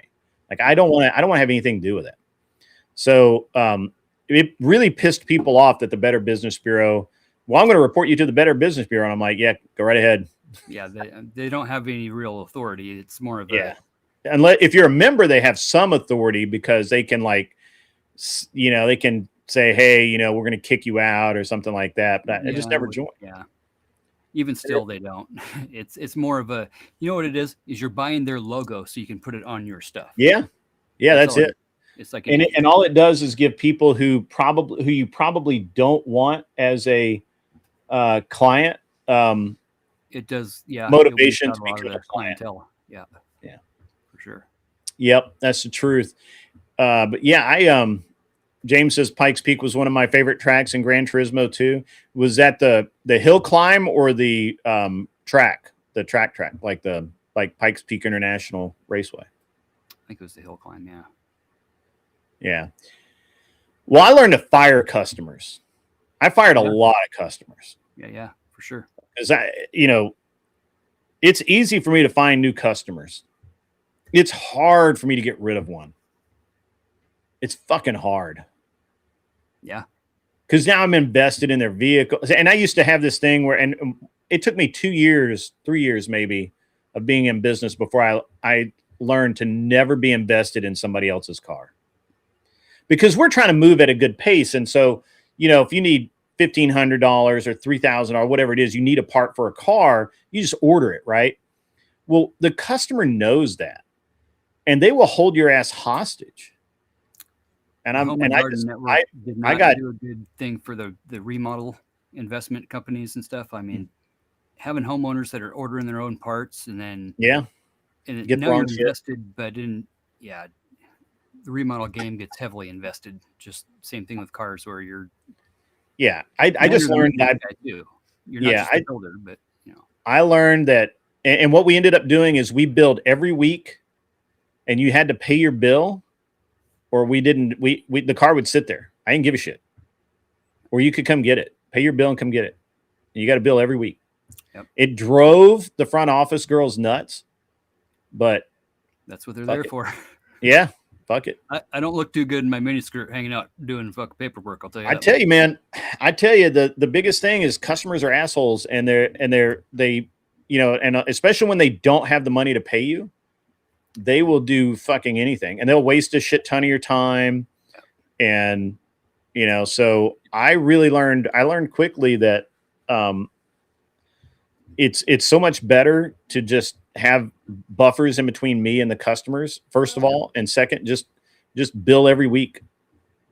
And I would tell the customers, I would say, hey, you know, you're going to have a problem here if you don't pay every week, because I expect it. So it looks like you got company. I'm going to jump off, man. I've been on a little long today anyway. So.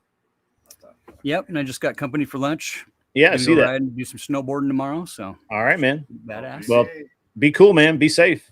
Yeah, always good to see you, brother. Yeah, man. We'll see you later. Shout out to the chat. Yep. The chat that's been hanging on through all of this. Smack that like button, ring that bell. That's right. Do all that things. All the things. All the things. All right. We'll see you, Fatty. Yeah, buddy. To everybody else out there in the chat, I am calling it a day. It's time for me to go. I got to get out of here.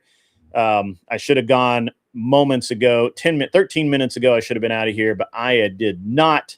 But now I've got to go. Car prattle is gold. Yeah. It's almost as good as gun prattle. It's almost as good. Not as good. It's close. But the car prattle was good today. I enjoyed having everybody on. I will be back in a few hours. We're going to be debating tonight. I got to go get something. I got to get a cough lozenge or something. My throat's getting a little scratchy. In the meantime, you guys, I don't have anywhere to send you. Nobody's live right now. It's just so weird. I figured somebody would be live, but I am wrong. Nobody is live. So I can't send you anywhere. So just go forth, be cool, wear the glasses if you need them, and go find somebody's lawn to jump around on. And I'll see you guys in a few hours.